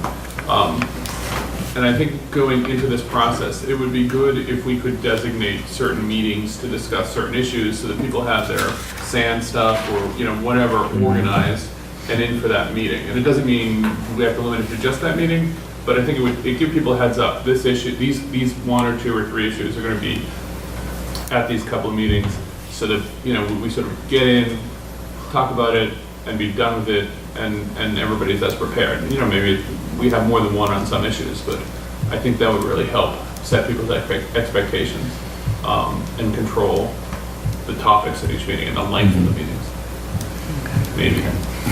So So the first one specifically kind of has listed to be highlights general. of certain Yeah. issues. Yeah, sir, yeah, put a couple of meetings, a couple of issues per meeting, a couple of, some issues like sand volume and sediment might be more than one meeting, but. Well, can you work up a sort of a rough breakdown of your presentation that can be? Yeah, I think if it's okay with you, we'll communicate with Jeff yeah, offline. I think some of it will also depend upon Questions? the questions that come Yeah. up at the first meeting. Yeah. I mean, the first meeting is obviously this is what we're intending to do, and we can see where that goes from there. Sticking your toe in the water. I think too, since we have the meeting scheduled for that, we're gonna have a little handout that goes out to everybody that says, hey, if the meeting is on this date, information needs to be submitted by this date that everyone can take home and put on their fridge or on their computer, wherever they want to do, so they know. Because one of the real troubles with a lot of them are information for normal meetings is technically due the Friday before, so you can get to your packs and get online, everyone can see it. It's tough when information, especially if it's relevant, shows up like the day before the meeting or the day of the meeting, because no one reads it, no one gets through it, can digest it, that if everyone has that schedule in writing, they can see it, so they know when to expect it. And it's also something where if responses are needed from somebody, or if the applicant wants to respond, they can respond at the meeting to those, but it's not something where everyone's trying to respond on the fly. It's tough. Yeah, So- I mean, my goal would be to make it as accessible to people and so they understand what's going to happen, but also the sort of dueling experts scenario we get in where we present something and then the report comes in later and it's the back and forth because no one really knew what was going to happen, right? So everybody's being reactive. We're filing that day because it's only 2 weeks. Yeah, we'll discuss that. Yeah, I'd like to try to. I think that's more transparent. We know the first 6 meeting dates for sure. Yeah. And I think if we set, at least 2 business days in front of it, I mean, that's kind of what we do now is you have to have it in Friday, so everyone has Monday and Tuesday, really most of Wednesday for a regular meeting. That same kind of time frame. I don't always count weekend days because hopefully not everyone is just sitting at home reading, what's going on in the wonderful world of the Conservation Commission on Saturdays and Sundays. Totally. Yeah, that might be our only free time. It may be, but it's something where, to get those Unfortunately. dates out for everybody, to say it, and I always hate to tell people when they submit a letter on Tuesday, like, well, we can send it to them, but no one's gonna read this. So, Yeah. sorry. Or there have been times too where I wanna kinda tell them, say, you missed the deadline, so we'll add it to the file, but I'm not gonna go out of my way to distribute it, but that never goes well. So, if everyone knows the dates in advance, it's helpful. I know it's tricky. Can I just make a quick comment too? And I completely agree and I'm on board with the scheduling of comments coming in and stuff, but especially for the general public, I mean, the whole point of the public hearing is for people to be able to come and give their comments and ask their questions, and not everybody is going to be organized enough to get everything in advance. So, I mean, especially for a hearing that's likely to take multiple sessions like this, obviously you don't want to discourage somebody from making their comments just because they missed the deadline or give them a hard time about it on the floor. Just sort of keeping that in mind to make it an open. Flexible. So get them in on time. Right. Well, and obviously. No comment for you. No, I If don't somebody think, doesn't get them in on time, then it just means that it's not. I don't think that's the intent. I think the way you say it is, if they're not in by that date, there's no guarantee that everyone is gonna get a chance to take that in Right. before the meeting, is that's really what it is, because it's not like, It doesn't mean someone can't present their concerns and you guys are gonna ignore them because they didn't get it in on the date. I mean. no, and let's face it, most of the comments that are gonna come in from the general public are gonna be verbal at meetings. Right. Very few Right. people submit written comments, Yeah. despite the fact that we always tell them, submit it in writing, because then it's part of the permanent record and not required in lots of different things, but I don't think there's any want to discourage people from getting up and saying it. I mean, I think part of the things that you want to get up and void are repetitive comments are always tough. Right.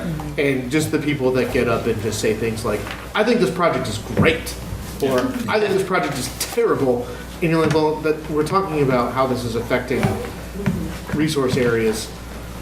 Well, we enjoy your opinion, it's not really, I can't write a decision that says, well, we permitted this as a project because Stephen Cohen said it was great. Yeah, well, that works for me.